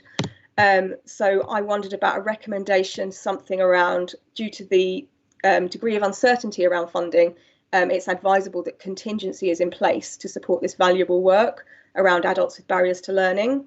And when saying contingency, not just seeking extra funding, but also working with partners and finding creative ways of delivering similar support. And that was everything from me. So I'll just hand over to you to discuss now. Thank you, Fiona. That's very helpful insights and suggestions. Can I open it up to the floor? Any comments from anyone? Who do we have? Steve. Yeah, just on the subject of the schools decarbonisation, I mean, we know that it's going to cost an enormous amount more than we're currently able to set aside. But it seems to me that we ought to make some sort of estimate as to what the total cost will be, because then we know how much we need to obtain from other sources in order to finish the job, and we know, we know how big the gap is that we have to get the government to close. Whereas at the moment, it's kind of an unknown quantity. Okay, Paula. I think that sort of probably leads into some sort of audit of the school buildings to see how they could be improved and how much, maybe. Maybe it's already been done, I don't know, but certainly an audit. So we have some idea of how they could be improved and some sort of testing which is supposed to move upwards. But at least we have a baseline to start with. Not like the railways, I think 15 million more, whatever. Hopefully not that.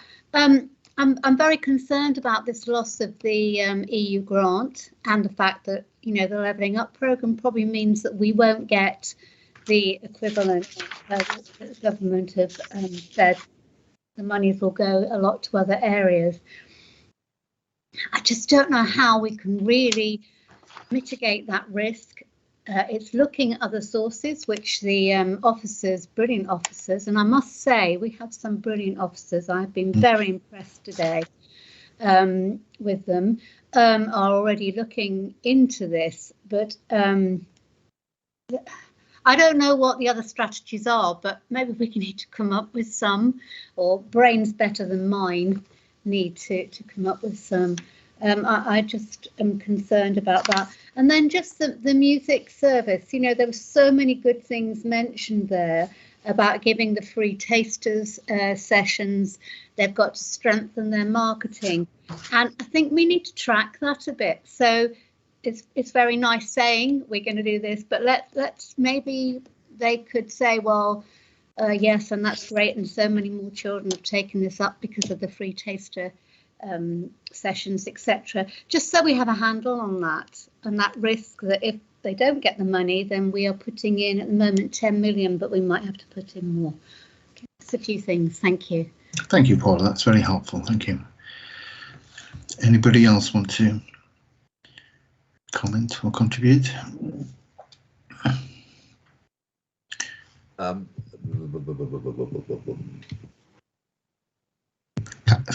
Sorry, Calvin, I can see your hand up. Sandy, I can see your hand up. Calvin first. Yeah, thank you, Chair. I do think that we should be making a recommendation around the schools and the funding, because that is a big long-term gap in what we can fund if we're going to reach that 2030 net carbon as a net zero carbon for 2030, and I think probably Steve has hit the nail on the head there. So I would support what he was saying, and I am also very concerned about the continuation funding for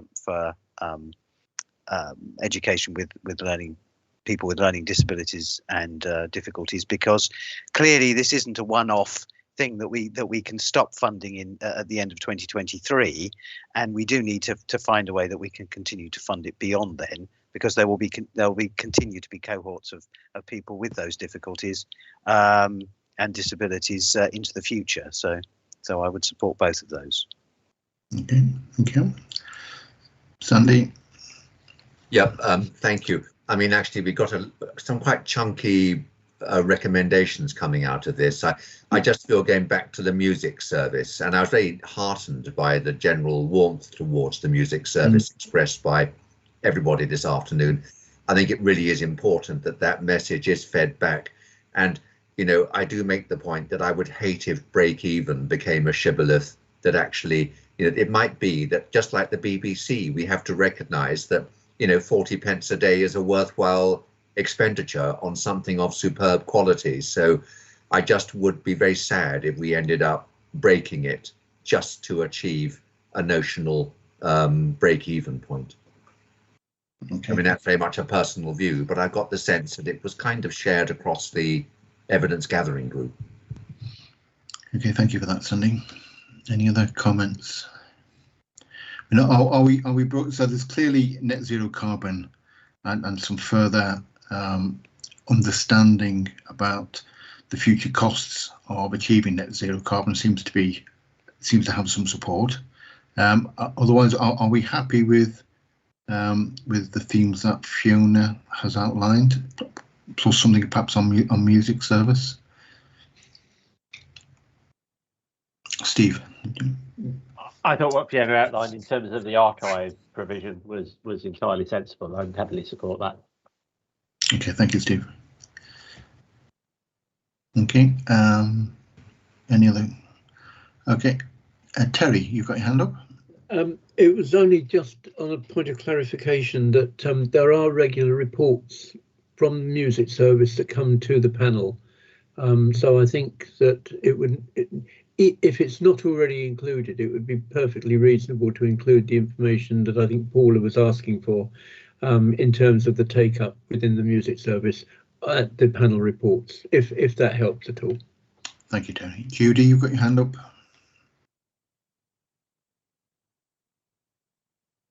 Yes, sorry, I just wanted to say that this isn't going to surprise you, that it's not for Terry to say what's a reasonable recommendation and what isn't a reasonable recommendation from this group, really. I just wanted to say that. I'm sorry, Terry, but yeah, that's fine. you know, it's out of the spirit of what we're doing to decide whether you think we're being. So perhaps as a compromise, perhaps if I was only trying to be helpful. Be quiet. No. So if Terry could correct us on matters of fact, then perhaps that's the way forward. Thank you. Okay, but from what I'm picking up, I'm not seeing major any more hands up to us in progress the debate. So Fiona, I think my reading is, so correct me if I'm wrong, is that there is support for a recommendation around archive. There's support for the recommendation about adults with barriers to learning, and there's also support for a recommendation around decarbonisation and understanding further costs.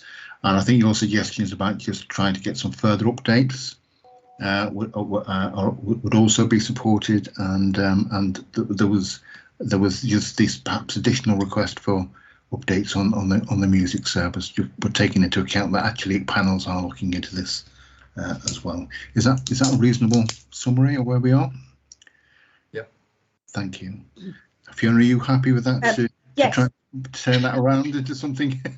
Yeah, no, I'm more than happy with that. No, that's absolutely fine and very clear. And you know, so really, I'm just kind of going to add in that extra bit about the music service and take in kind of the any extra points that were just raised now. But I'm completely clear on it. So that's right. Okay, I think the key thing is a recommendation around the net zero carbon. I think that's the one where there's quite a bit of support for that. Okay, well, thank you. If nobody has anything else to say, can I just thank you all for your contributions? I know it's been a very, very tough day. Terry, thank you very much for all the very helpful information, and to your team as well. I think it has been a really good session with some really good information shared. So thank you for that. So without further ado, if there's nothing else anybody wants to say, we shall take our leave and wish you a good evening. I'd just like to thank you, John, for putting up with me and others, but particularly me. You're a delight, Judy. You're a delight. Thank you. Thank you. John, I think you are